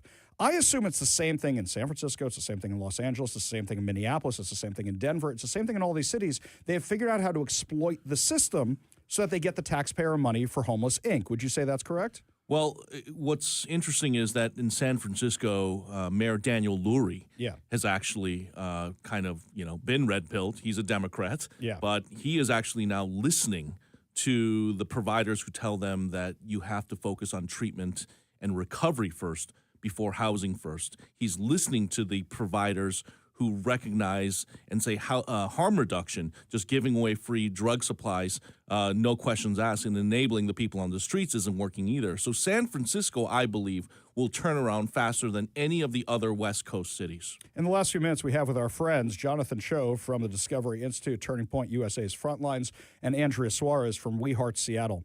I would argue that the biggest problem facing homelessness, creating the homelessness crisis, is Homeless Inc. It's a self-fulfilling prophecy. Now, the president announced during the State of the Union the other night that J.D. Vance is going to be in charge of fraud. And as excited as I was to hear that, yes, come to Seattle, I'll give you all the information you want, I'm kind of a little jaded at this point. And Andrew, I'll start with you. Because for me, I've heard about Doge, and Doge is doing things, but it's not as big and awesome as I thought it was going to be. I've heard about the investigations into the colleges. I've heard about all this. Do you have faith that this time it's going to be something that's actually going to help fix the situation? I always lead with hope, and we will say, as we've been saying, that we'll uncover the waste and the bloat and the corruption, the incompetence. It's there. It's in plain sight. If where Wilson has the courage to put the right people in the room, she could maybe be the first mayor ever to be, well, not ever, but in recent history to be elected twice. I'd love to be, help her. I want to help her. By the way, you're right. That could be the smartest thing she could do is say, I want to make sure, and she could frame it this way, I want to make sure the money is getting to the people who actually need it, so we're going to get rid of the corruption and we're going to fix it. And I think the activists would go nuts And here on she her. has this perfect example where she thought she housed somebody who not only had housing, didn't take the new housing that she got, and still ended up in a tent, as did her boyfriend that had the other beautiful DESC housing. Everybody had multiple housing. She could learn from that and make a huge pivot and help save Seattle. It would be great. And she could save herself the embarrassment, too, and say, I learned from this. Jonathan, same question over to you. Is that the federal government's involvement? As a conservative, for me, it's hard for me to go, yes, bring in the federal government. But now I'm kind of thinking that may be the only option. Yeah, look, the President Trump's been in office now, the second go around for, this first year still. So we've got at least 3 years left to, turn around the ship. But I do believe that we have to start operating with a sense of urgency right now. But I am hopeful. I know for a fact that federal authorities are looking at Seattle specifically and what's happening here. So I believe in the coming months, we're going to see some movement. And what Andrea and I will continue to do is simply spotlight and show the truth of what's happening on the streets. The current plan is not working. Housing First is an epic failure. It's been tried for more than a decade. And adding to that is this harm reduction strategy that even some of our local lawmakers here in Seattle, our president of the City Council, Joy Hollingsworth, will also agree that it's insane for us to be funding this. So I think we're going to start seeing change slowly but surely. So to my friends nationally and in the other Washington who listen to the show, you have 3 willing partners here. That if you come to Seattle, we will help you. We will show you everything. We will provide documentation. We will provide pictures. We will give you everything we have, from 5 years of experience to 7 to 8 years of experience here in Seattle? Going on 6.5. 6.5 to, holy cow, it's actually been 9 for me. 9 years of this here in Seattle. We are more than happy to help you guys, and we will expose everything. You have willing partners here, and we would love to make Seattle the poster child for what you can do to the U.S. and actually help people if the right resources are going to the right places. Jonathan Cho, Andrea Suarez. Let's do one time. Jonathan, how can people follow you over on social media and elsewhere? Yeah, I'm still grinding away at Discovery Institute, but follow me on social media at Choshow, CHOESHOW. And Andrea, if people want to donate to We Heart Seattle and help out a homeless organization that actually helps the homeless and gets people into treatment and gets them better lives, how can they support you? WeHeartSeattle.org, 100% private funded, no red tape, no bureaucracy, all action, no talk, saving lives, saving Seattle. Jonathan Cho, Andrea Suarez, thank you so much for joining us today. We got a whole lot more to discuss as the show continues. You're listening to The Ari Hoffman Show right here on Talk Radio 570 KVI.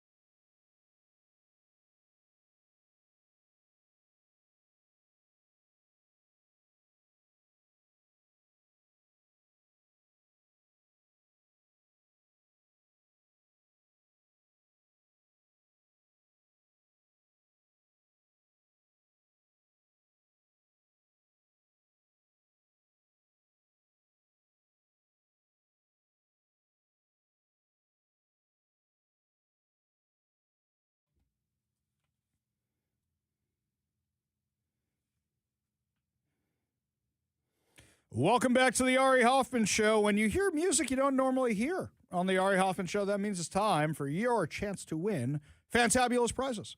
Today we are giving away two tickets to see Santana and the Doobie Brothers August 6th at the White River Amphitheater.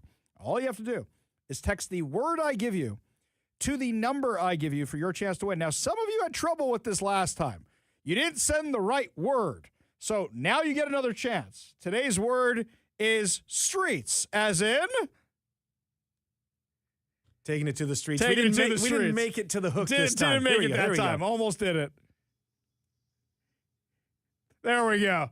Taking it to the streets. The word is streets. S-T-R-E-E-T-S. Streets, plural. Text that to 206-421-5757. That's 206-421-5757. A lot of movement on the text line, by the way. A lot of you really mad about this Joe Fitzgibbons business. Ted says, we need a new law. No legislating under the influence. LUI. That's not bad at all. This one here, Robin Lakewood, is a problem for you to have alcohol on government property. That's not bad either. Oh, wait a second. This one from the 253. This isn't good. Back in the early 1980s, I worked in the downtown Olympia liquor store. We delivered large amounts of hard liquor to various lawmakers and lobbyists. They all had a powerful thirst.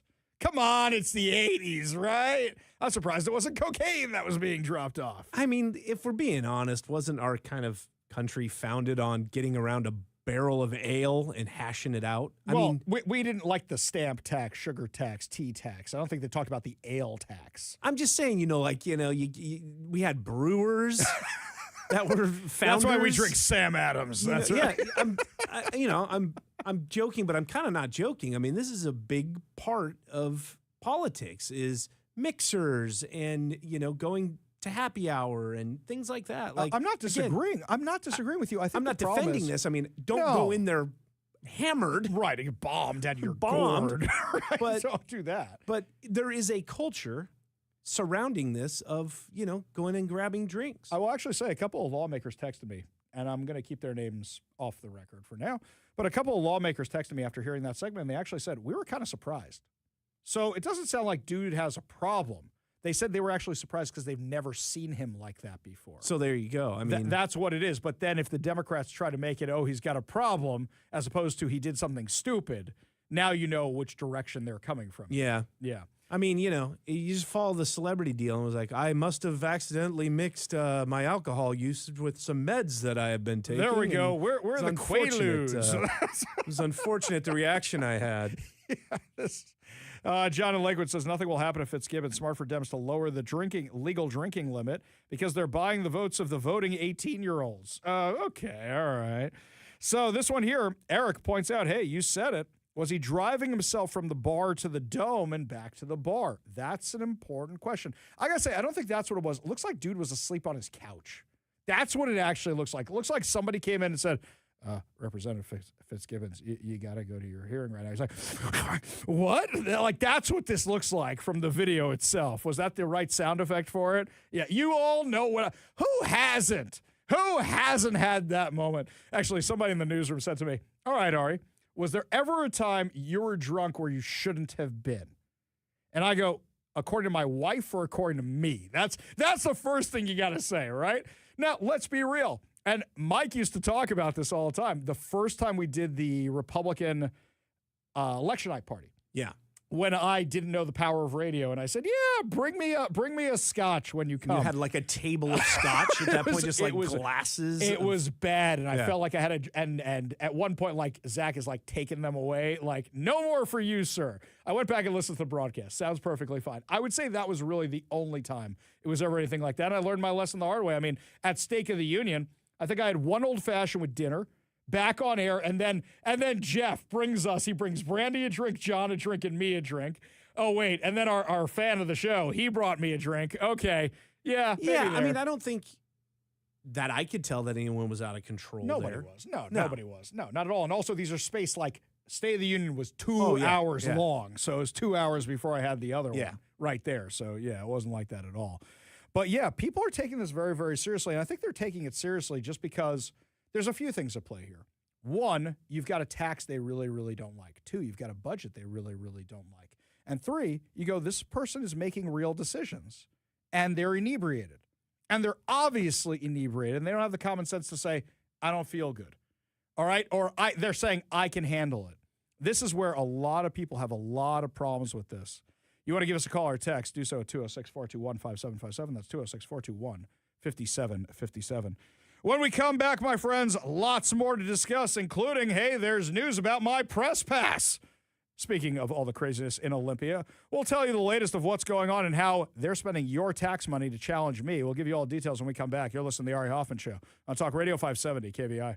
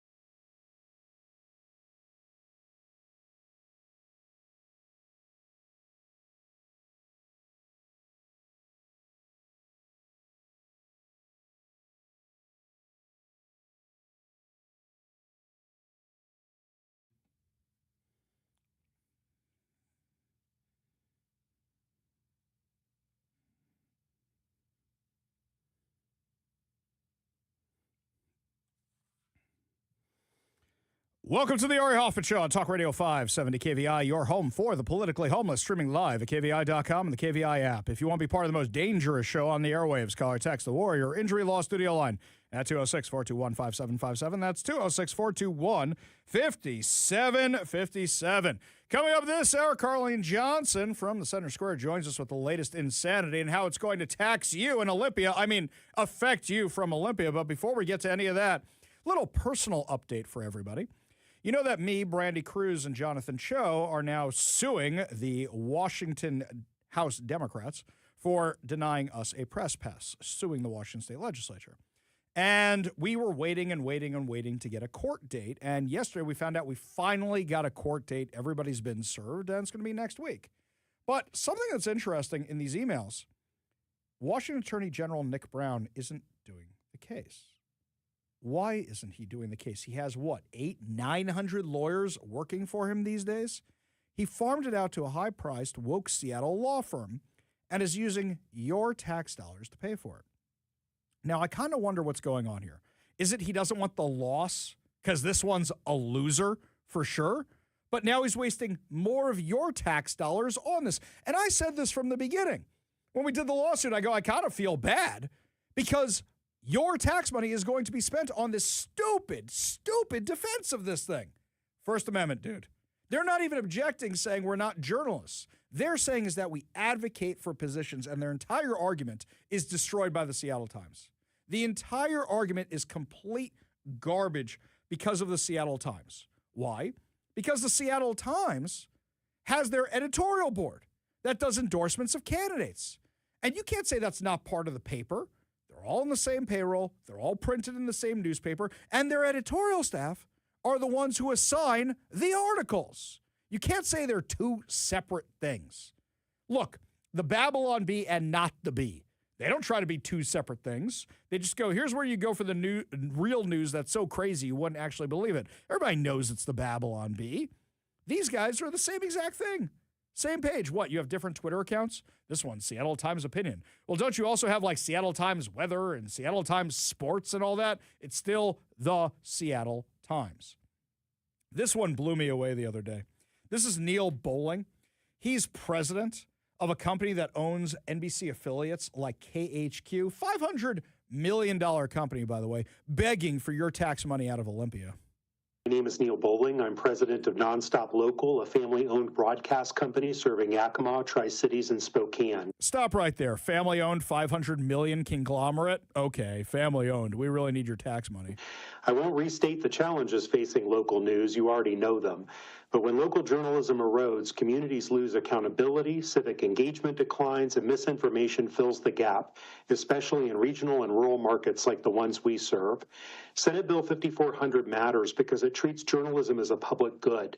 This bill doesn't subsidize opinions or protect failing business models. It helps sustain the reporting infrastructure communities rely on. Okay, stop right there. You're literally paying for the Seattle Times editorial board. You're literally helping failing outlets like the Seattle Times. You really are. You know how the Seattle Times could fix their business model? Maybe if they wanted to. Everybody respects the Washington Policy Center. Everybody does. I went to the Washington Policy Center dinner this year for the first time. I was shocked by who was there on both sides of the aisle. Some people may not like the Washington Policy Center, but they respect them and they know the work they do is legit. And they know it's got, here's how we look through everything through a conservative values, but they do everything based on the math. And there were lots of Democrats there. I was kind of surprised by it. Lots of Democrats at the Washington Policy Center. I guess I'd never been to their dinners before. They are very well respected. You want to give me a little something in the Seattle Times? You know what you could do? You could say, okay, anytime we have an op-ed from somebody representing some Looney Tune position on the left, we're going to bring in somebody from the Washington Policy Center, whether it's education, whether it's the environment, whether it's financial, whether it's Olympia, whatever it is. At least then you're representing multiple opinions. And then people may want to give you the clicks and may want to check it out. And the problem is like it seems like they only bring in a contrary opinion when they're getting too much flack. That's kind of what it seems like to me. What else did this guy have to say? During elections, emergencies, and moments of public scrutiny. In our markets, local news remains the most trusted source of information, but that trust requires reporters, editors, and the resources to do the work responsibly. So what you are saying is we are bailing out failing media outlets. That's what you're saying. Otherwise, they would have the reporters and the journalists. So wait a second. You're telling me that mainstream media is doing its job? How many stories have we had to break on the show here? I think it was all the independent journalists that revealed this Joe Fitzgibbon thing. I'm seeing all the articles come out from mainstream media now. This is almost an entire day after we all had it. We all had this story last night. We all waited till this morning to post it. Mainstream media didn't have it. The lawmakers contacted us. Lawmakers contacted us because they know it would be out faster. They didn't contact the mainstream media. They want your taxpayer dollars to pay for a dying industry, which is insane. In fact, they want even more of your taxpayer dollars than that. Representative Travis Couture is one of the people working on the budget for the Republicans. He posted this last night. The proposed House state operating budget, which includes $2 billion in new taxes, including an income tax, a $4 billion pension raid, draining the state's emergency reserves by nearly $1 billion, over $1 billion cut to Medicaid over the biennium, a $250 million in cuts to K through 12, which targeted rural districts and kids instead of adults, millions in cuts to rural child care, tons of shell games and budget gimmicks, and includes $2 billion in new reckless spending, passed the Appropriations Committee on a straight party line vote. This budget does almost nothing to improve the high cost of living in the state. He posted this after the meeting where Joe Fitzgibbons was inebriated and speaking at this meeting. So he passed this thing that, once again, raids a pension fund, $2 billion in new taxes, $1 billion cut to Medicaid. Was he drunk? Well, I'd say you be the judge of that kind of thing, because you listen to this, and this is the guy who just passed this legislation.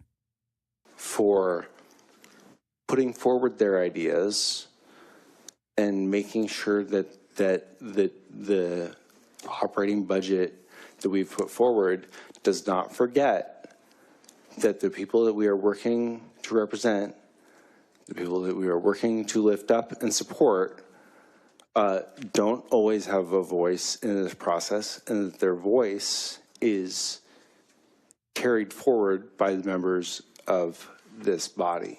Okay. Dude is slurring his speech. Dude's hair is all messed up. He's drunk. He's absolutely drunk. We reached out to him. We got a statement where he apologized for being drunk. Our friend Jeff Pogula over on Northwest News Radio actually had an interview with him scheduled up before all this, and towards the end of the interview asked him this. While I have you on the line, I have to ask, during an Appropriations Committee meeting Wednesday night, didn't really seem like yourself. There's been some accusations on social media. Do you care to address that? Yeah, I made a bad choice last night by choosing to drink alcohol before we were done with our work. And I'm pretty embarrassed about that and disappointed in myself. But it's not something that's going to happen again. Is this something that you've seen before in Olympia with regards to other lawmakers or staffers? I have seen lawmakers under the influence of alcohol before, and I'm not in a position to cast stones here. But this is a stressful place where a lot of people do turn to alcohol to get through the day, and that's in my experience, not a good choice. Well, maybe if you guys weren't drunk, you wouldn't be raiding pension funds. Maybe if you guys weren't drunk, you wouldn't be raiding the state's emergency reserves by nearly $1 billion. Maybe if you guys weren't drunk, you wouldn't be doing over $1 billion in cuts to Medicaid. Maybe if you guys weren't drunk, you wouldn't be passing more taxes on us when you talk about affordability all the time. Maybe if you guys weren't drunk, you guys wouldn't be about to be passing an income tax for the first time in Washington state, which is not a millionaire tax. It's going to hit everybody. I watched the video when people told me to go looking for his behavior. Representative Travis Couture said this: Republicans offered tons of amendments in committee, including shifting priorities to essentials, additional cuts, and no-cost amendments. All but one were rejected. One of the more frustrating denials was an amendment that cost $0 but would essentially allow the PIC, that's the one which is the one that cares for the drug-addicted babies, to come back. Republicans expressed deep frustration over the continued economic damage, fiscal mismanagement, and predictable outcomes of this budget. But the most frustration was over Republicans representing 3 million plus people in the state, roughly 40%, and getting 0% of the input, no seat at the table, constant denial of the basic things our constituents and districts need, then to watch it be fed to special interest, waste, fraud, and bloated state government that produces few results. This is the final insult. We are far from done. This is just the beginning. And next, we will head over to the House floor to fight it out even more. Stay tuned. This was all passed while the House Majority Leader was wasted. Speaking of waste, fraud, and abuse, by the way, while he was wasted, they passed this. And the apologies don't make up for that because they were intentionally ignoring you. You want to say you're in the supermajority, you can do what you want? Yeah, okay.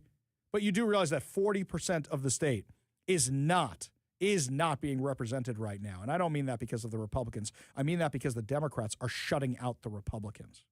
Joe Fitzgibbons was so drunk.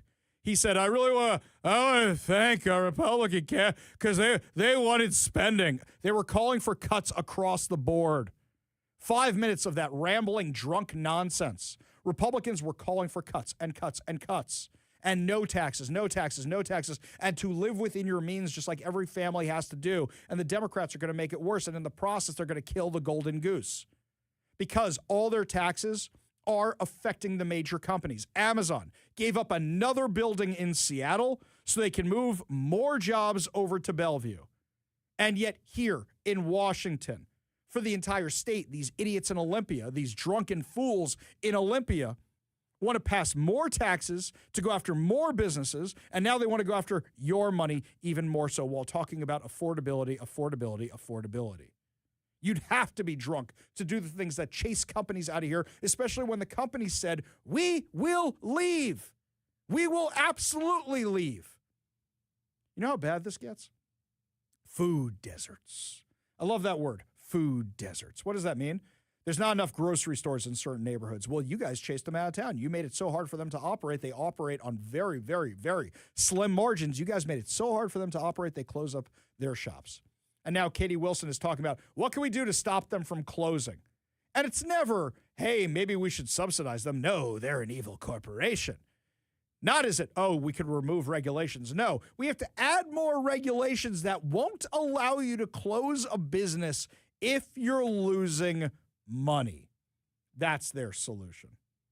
Then I saw this story last night. Zoran Mamdani is asking for $70 million for his 5 free, and they're not actually free, nothing in life is free, taxpayer-funded grocery stores. Now, on the campaign trail, he said it was going to cost $60 million. We're already up to $70 million. He's asking for the city's Economic Development Corporation to be used to identify potential sites and construct 5 stores, 1 in each bureau. Now, they have a $5.4 billion budget gap, and now they want to start running grocery stores, which they're not going to make any money on because they're going to be free. Now, during his campaign, the government-operated grocery store in Kansas City, Missouri, failed. Produce rotted, shelves were left bare when operators were unable to keep them stocked. You want to do this again? Watch. I guarantee it. The next time you hear about a QFC or an Albertsons or whatever it is closing, somebody like Katie Wilson is going to have the bright idea to do a government grocery store. Just watch, guaranteed. And what's going to happen? They're going to say, look at all the tax money we're spending on this, and that's going to close too. We know that people are moving out of Washington. By the last count that I saw, 40 taxpayers a day. 40 taxpayers a day, we now have a net loss, which we've never had before in our history. Well, it's not just here. It's in New York, too. 1 in 3 New York residents plan to flee the Empire State, according to the New York Post, within the next 5 years, with most citing the cost of living and declining quality of life as their driving factors. In a landslide majority, more than 8 in 10 New Yorkers, 86%, who responded to a Marist poll. Marist is not my little black book of the right-wing media conspiracy. Believe that the state is no longer affordable for an average family, up from 82% in 2025. Now, if 8 in 10 New Yorkers think it's unaffordable, that means at least half of them had the conversation. Kevin, you remember 2 nights ago at the State of the Union dinner. I don't know if you were in the room for this. Oh, you were standing right next to me. What am I talking about? When I asked the entire room, I said, How many of you have considered moving out? And before I even finished the sentence, every hand in that room went right up. You'd have to be crazy not to consider it with all the taxes and everything they're putting on us right now. The gas prices and everything else, right? Everybody has had this conversation. According to the New York Post, those high prices fueled 40% of New Yorkers lining up to leave for greener pastures, while 21% cited quality of life, 15% said taxes, 10% said politics, according to the Marist poll. Another 7% are fed up with the weather. I hear that, by the way. With the massive snowstorms, the people who are fed up with the weather are probably also fed up with the government's handling of the weather, given what we just saw happen. The number of New Yorkers wanting to jump the state line, 33%, increased 1% from Marist' April poll, but was up 27% from 15 years ago when Governor Andrew Cuomo was at the helm in Albany. In 2024, 37% of respondents to the same pollster said they were ready to pack up and leave. That's a huge swing from 37% 2 years ago to 86%. Well, I guess we're going to be 86ing New York pretty soon, won't we? The willingness to get out of town was highlighted last year when more residents moved out of New York and New Jersey than any other state, most bound for the South and the Pacific Northwest. Oh, wait a minute. They're coming here? So the New Yorkers who are voting blue come here, and the ones who vote red go to Florida, is basically what that poll. Oh, great. So we had 1 million Californians come here. Now we're going to have the New Yorkers come here, too. Who wants more New Yorkers here? I came here to get away from New Yorkers. I like it without the New Yorkers here. Though I will say it is kind of entertaining when you go to Mariners games and there's more Mets fans in the crowd than Mariners fans. That kind of cracks me up. Haven't seen that as much recently. That's the way it used to be. In addition to the crippling cost of living, more than half of New Yorkers griped that the quality of life is getting worse, even as the city saw its safest January ever recorded last month, according to the survey. I don't believe you on that. I don't, given that hate crimes went through the roof. After the recent storms, residents were outraged as piles of dog poop littered the sidewalks like landmines and massive mountains of uncollected garbage piled up on city streets. More than half of New Yorkers are saying it's getting worse. It's getting worse and worse and worse. A shocking new survey comes as Zoran Mamdani has proposed a 9.5% property tax increase. 9.5% property tax increase. This gets me once again, what's your line? We ask this question all the time. What is your line? What is the line where you go, I'm finally out of Washington. I'm finally moving out of Seattle. I'm going to greener pastures. Let us know at 206-421-5757. That's 206-421-5757. When we come back, my friends, Carlene Johnson from the Center Square will be joining us to give us the latest updates on the insanity in Olympia and if they're doing DUI tests before people walk into hearing rooms. We'll give you all the details when we come back. You're listening to The Ari Hoffman Show on Talk Radio 570 KBI.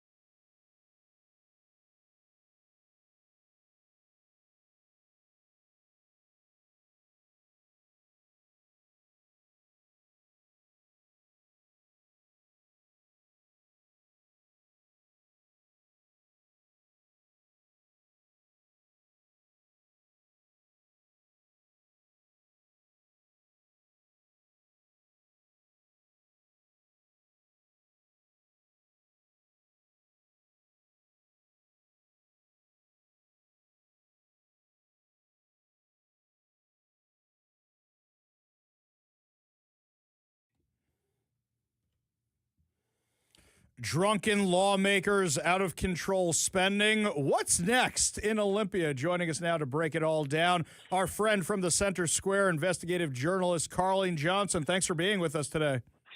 Hey, Ari. Happy 2 weeks till session's over. Well, there's a lot of bad that can still happen in there. I'm not sure how happy I am about all this, Carlene. So, Carlene, let me ask you this question. Are they doing sobriety tests before people go into hearing rooms, before lawmakers go into hearing rooms yet? Might be a new thing. Although I was listening to your show as I was driving home from Olympia when you were trying to describe the .05 and that being easier to get drunk. No, getting hit for that again. If Kevin hadn't jumped on to correct you, I was screaming so loud on my radio, you probably would have heard me in Seattle, but no. I will say, this is what I get for making fun of drunken lawmakers, because you weren't the only one who's high profile who contacted us about that. So, yes, I'm going to own that today. Absolutely. No, that's okay. No, it can be absolutely confusing, but yeah, it sounds like that bill is dead. Good timing, maybe. But my phone was blowing up text messages last night from some staff members who were watching that hearing and folks that were sitting in it and were like, wow, he was obviously sloshed. That's my word. But it was pretty bad. And you've seen the video. And the good news is he owned it. He didn't try to say, I had some medication or I was overtired or whatever. It sounds like, he stepped up pretty early and sent me that same statement that, other outlets, including yours, have received about, kind of being disappointed in himself, that it won't happen again, yada, yada. But, he's got a really powerful position on that committee. And as a budget writer and, majority leader for the Democrats in the House, pretty inexcusable. I mean, that stuff can happen, I suppose, to anybody, but not when you're in that position. And it wasn't like it was 11 o'clock at night, right? I mean, sometimes these hearings go super late and they go out to dinner and maybe have a couple of cocktails and then go, back onto the floor or something. No, it was like 6:17 p.m. So it's when he was. Hey, it's after 5 o'clock. I'm just saying, It's always after 5 somewhere, though, Ari, isn't it? Yeah. Okay, so this is the guy responsible for the budget, Joe Fitzgibbons, the House Majority Leader. This is the guy who's been working on the budget, and he shows up to a budget hearing blitzed. That's a really bad look, especially when you say they're spending like drunken lawmakers. Well, and here's what's crazy. So apparently, partway into the hearing, and I confess, I only, went back this morning and watched from the fun part on. Mm-hmm. But early in the hearing, the chair, Tim Ormsby, called a recess because, from what I was told from other members on that committee, everybody knew he was intoxicated. And it was embarrassing. I was told at one point his head was kind of in his hands. Another point, he was like, his eyes were just darting all over the room. And I've never seen the guy without a suit coat, Ari. And he was in there in just his shirt. Yeah. Yeah, that was my first thing. I'm like, he doesn't have a jacket. His hair looks like he just rolled out of bed. This is bad. He looked like I do when I leave Olympia at the end of the day. But so that was kind of interesting. But apparently everybody knew. So the chair, Ormsby, calls a recess, and the D's all walk out. And apparently Ormsby said to a couple of the Republican members, we got to go deal with him. So they took him out of the room. They came back, but then he comes walking back in and sits back down at his seat.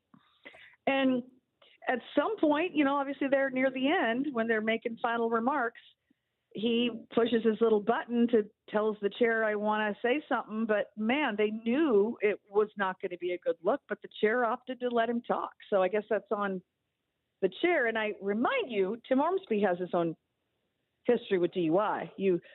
They recall in 2018, he was blitzed and rolled his vehicle over into somebody's front porch. Oh, my God. And was arrested for DUI.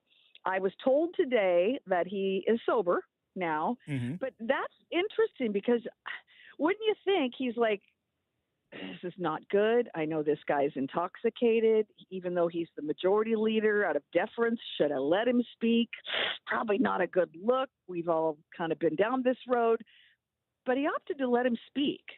So I found that interesting. Yeah, they could have just said, yeah, how about no, right? That's the first thing you could have done. But also, the guy comes wandering back in the room. Don't recognize him. I mean, there's plenty of times they don't recognize Republicans for stuff they want to talk about. Don't recognize them. Isn't that true, right? Exactly. All right. Enough with the drunken legislature. That's some good stuff, though. I like the behind-the-scenes stuff. Tell us some other stuff that's going on down there that people may not be following as closely, or maybe they are following closely. What's top of your list today? Right. Well, probably item number one of everyone's radar is income tax gets another hearing, going to be exec out of committee tomorrow morning, 8 a.m. So we'll be there. That's always fun. Couple of other things I'm going to be writing on in the next day or two. I spoke today with Representative Travis Couture of Allen. He is not a happy camper because he and Josh Penner had attached a couple of amendments to one of those bills that would have actually forced some accountability for the Department of Children, Youth, and Families. This is to say, okay, we've got some obvious fraud going on here. Let's get on board this. When it passed the House, Ari, even DCYF members who came to testify supported the amendments being attached to the bill. As it passed out of the House, that was all there. Senator Claire Wilson of my own Federal Way here apparently yesterday stripped both of those amendments off of it and killed that bill completely. That's insane. So basically, there were fraud protections. The Democrats had gone along with the fraud protections. And now Senator Claire Wilson says no. I mean, there's got to be some huge pushback to this because from what I was hearing, a lot of the fraud complaints were actually coming from minority communities that go, hey, we're supposed to be benefiting off a lot of this stuff, and now we're not because of all this fraud. Can we do something about it? You're right, and they're right here in her own backyard. I'm in Federal Way. I'm her constituent, and I've spoken with her in length about this issue. Of course, she doesn't think it's a problem because she thinks I shouldn't be knocking on doors of fraudulent daycares. But so I have reached out to her office for comment to find out why she killed both of those amendments and why she – now, you remember, too, she chairs the Oversight Accountability Board, whatever name they're going to change it to, for DCYF. She chairs the group that is supposed to be holding them accountable. And here she strips these amendments out of this bill, and Couture is, well, he never holds back. Yeah. He is none too pleased. So that's one of the stories I'm going to be writing up this week. Lots of other crazy shenanigans going on. Budget stuff's going to be on the House floor all day Saturday. I'm told by a couple of members that they are going to attempt to hold some things up by reading some child fatality reviews on the House floor. The worst of the worst. It probably will be ugly things to hear. Mm-hmm. But it's an opportunity to expose this stuff because they're not getting to bring these things up in public hearings. So they're going to do it on the House floor on Saturday. So we're going to be all over that as well. Yeah, and of course they're having this hearing on Saturday, so less people are paying attention to it with the weekend going on. Some of us have nothing else to do. This is why I'm glad I get Saturdays off. Carlene Johnson, investigative journalist for the Center Square, the one who's been covering Olympia all session. Thank you so much for joining us today. And if they start doing the LUI test, legislatures under the influence, tell us right away. I'd love to see what they have them do, walking the lines of the hallway. Yeah, appreciate the call. Well. Appreciate you being part of the show. Lots more to discuss as the show continues, my friends. Public safety is top of people's minds in Olympia. Which bad bills are dead? Which ones are here to stay? Which ones might become law? I'll tell you all about it when we come back. You're listening to the Ari Hoffman Show on Talk Radio 570 KVI.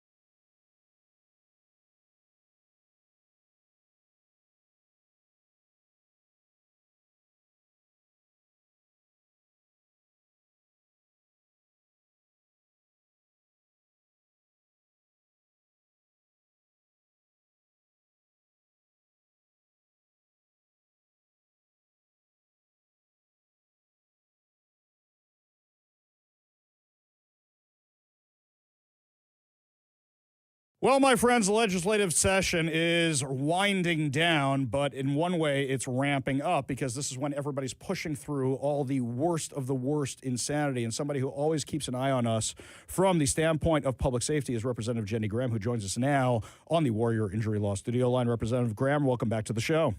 Hey, Ari. It's good to talk to you. Good to talk to you as well. Now, I know normally when we talk to you, the focus is usually about public safety. There were a whole bunch of crazy public safety bills. Some of them are not moving forward, but other ones are. Which of the bad ones are moving forward at this point that we're still concerned about? Well, man, we need more time than what we have here, but I'll talk about one in particular, which is the sheriff's bill. So if we dive into that, I think it would be hard to find somebody that wouldn't agree that we need, if somebody's going to run for these positions, to be qualified. So that part of it, we understand, and that part of it is reasonable. Where the problem is coming in is that's an elected position.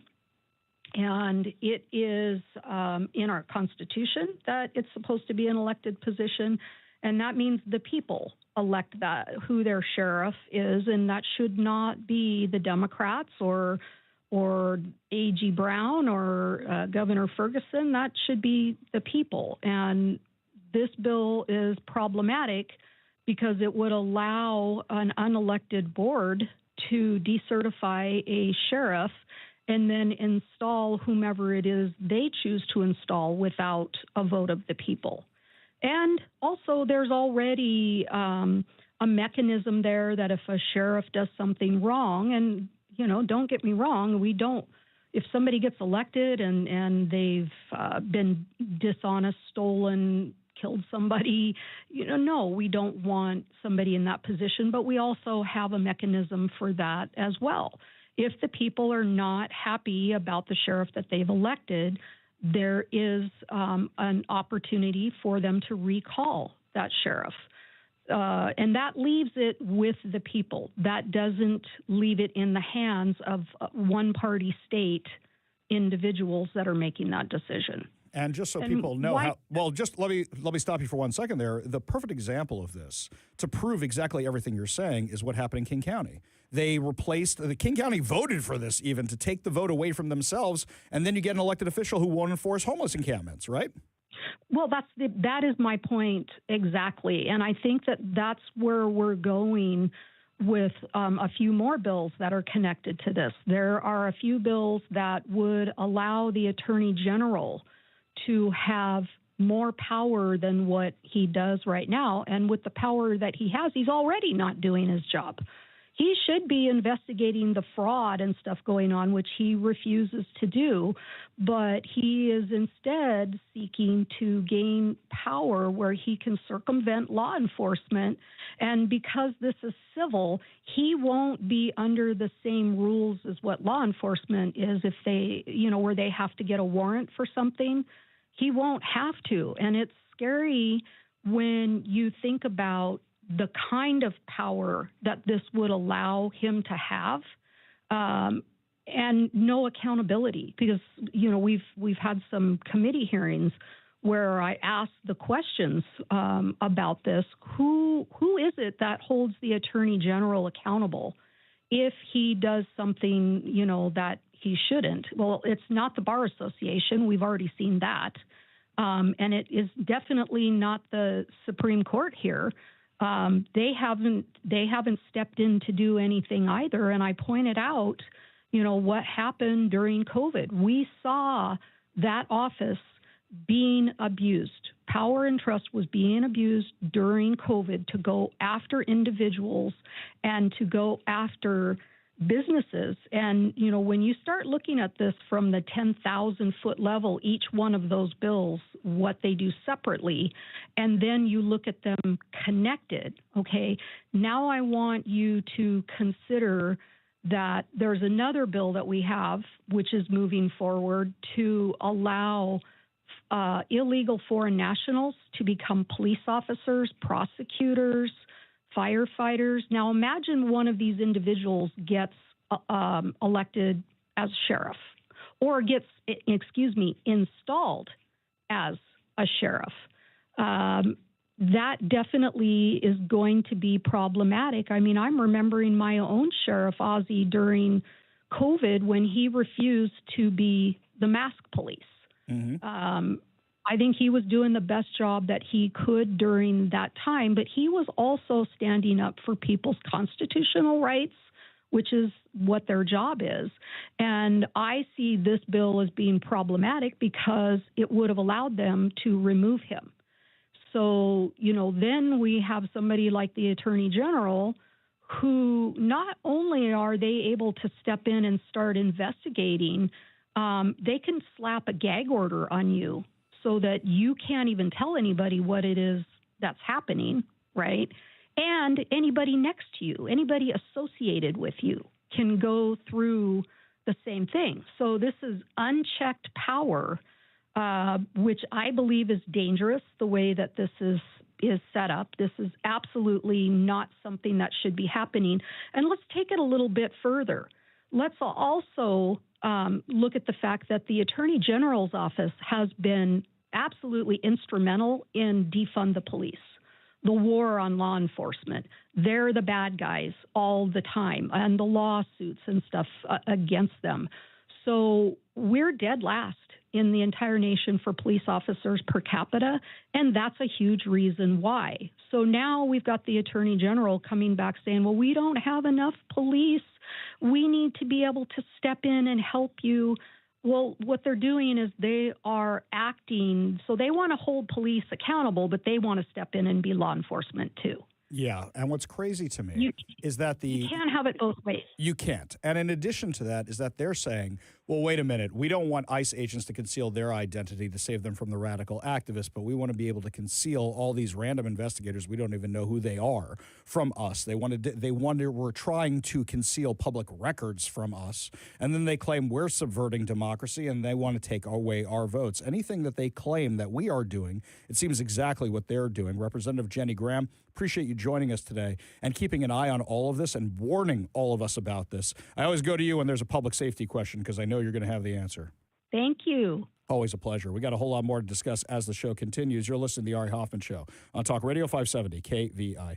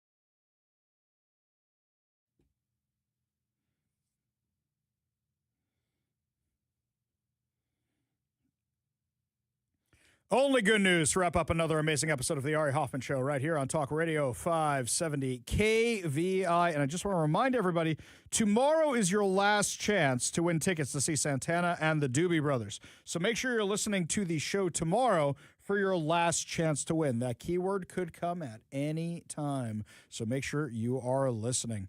This one here from Fox News. One Florida sheriff's office is giving new meaning to the phrase protect and serve, one treat at a time. The Orange County Sheriff's Office has turned $90,000 seized from convicted drug dealers into an unexpected community tool. An ice cream truck now roaming local neighborhoods, handing out free treats and helping officers build bonds with kids. Orange County Sheriff John Mina said the idea grew out of the department's obligation to reinvest forfeited funds back in the community. Okay, just a brief pause right here. I don't think a ice cream truck is a necessity. It's nice and all. Pay down some debt. I don't know, hire more police officers. Every year, our deputies arrest hundreds and hundreds of drug dealers, and of course, we seize their drugs. But we also seize the money that's derived from these drug sales, he said on Fox and Friends First. See, this is ironic because I went to college in Washington Heights, New York. Washington Heights, very, very bad neighborhood. And you would hear that ice cream truck going around at 3 in the morning, and you know they ain't selling ice cream in the ice cream truck that's going around at 3 in the morning. Very embarrassing story, though. This one was kind of funny. So my wife and I are in the car with my father-in-law, and we're reminiscing because we went to the same college. And my wife pipes up from the back of the car, and she goes, yeah, that ice cream truck's so annoying. He goes, what are you doing up there at 3 in the morning? That was kind of entertaining when he did that one.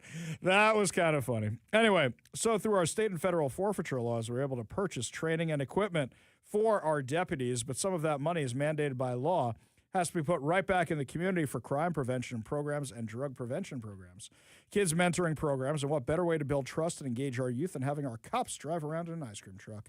He said the ice cream was chosen intentionally as a way to draw children to deputies in a setting that feels positive and non-threatening, especially in neighborhoods where law enforcement interactions are often associated with arrests, handing out tickets, or handling emergencies. He said, here they see us in a positive light. We're handing out free ice cream, we're talking with them, we're joking around with them. And it's just a nice, light way to engage with our kids. By the way, this is actually how you do it. Growing up, I was friends with all the security guards at my school. Nowadays, I'm friends with all the security guards at the synagogue. My kids are friends with the security guards at the synagogue. That's how you do this. The initiative has already drawn attention beyond Orange County, with other sheriffs and police chiefs reaching out to learn about the program, potentially so they can replicate it in their own communities. As if kids' smiles weren't enough to signal success, he said one treat quickly emerged as a crowd favorite.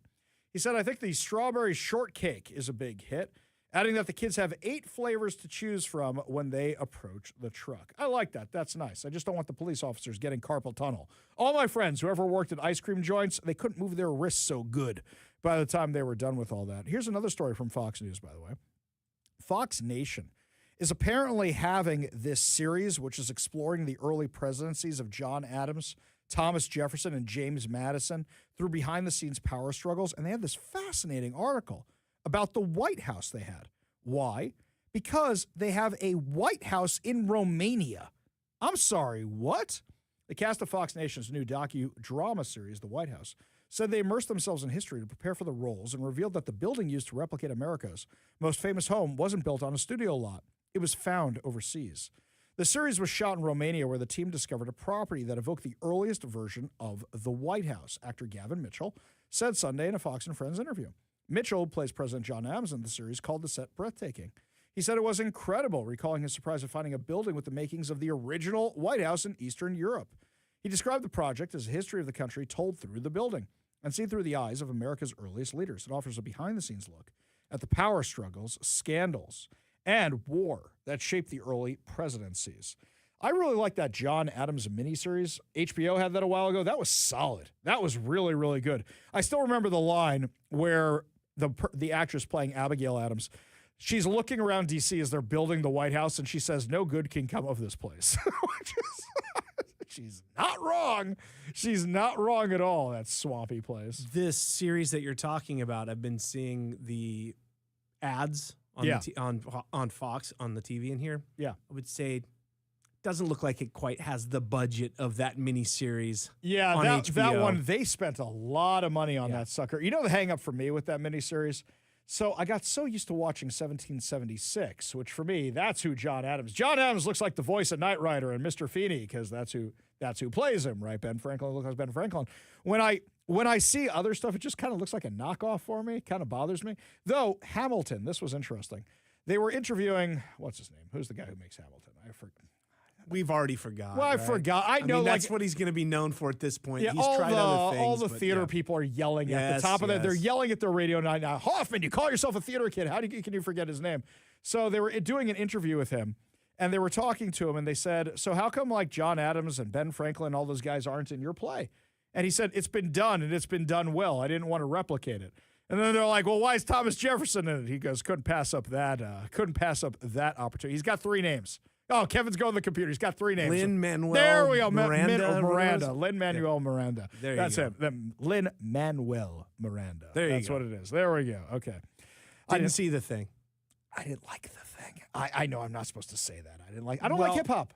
It was well done, well produced, brilliantly acted. I don't like hip hop. That's just I don't like musicals. So there's that. When Disney Plus came out, they were like, "Hey, we've got Hamilton the live, whatever." Yeah. You know, it's like they recorded the stage show. Yes. And my wife was watching it, and I gave it about a good 5-10 minutes. I said, "I'll see myself out."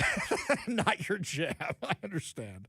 Fellow cast member Kosha Engler, who plays First Lady Abigail Adams, said she leaned heavily on primary sources to prepare for the role. She said there were lots of letters that Abigail and John wrote each other, so I read those. That's exactly what the actors in the other one said. Their relationship is well documented, adding that the period wardrobe helped her settle in. She says once you're in those dresses and the corsets and the wigs and everything, it all kind of comes naturally. Engler said the role also changed how she viewed Abigail Adams, particularly her influence behind the scenes. She said, I didn't realize how incredibly educated she was, how informed she was.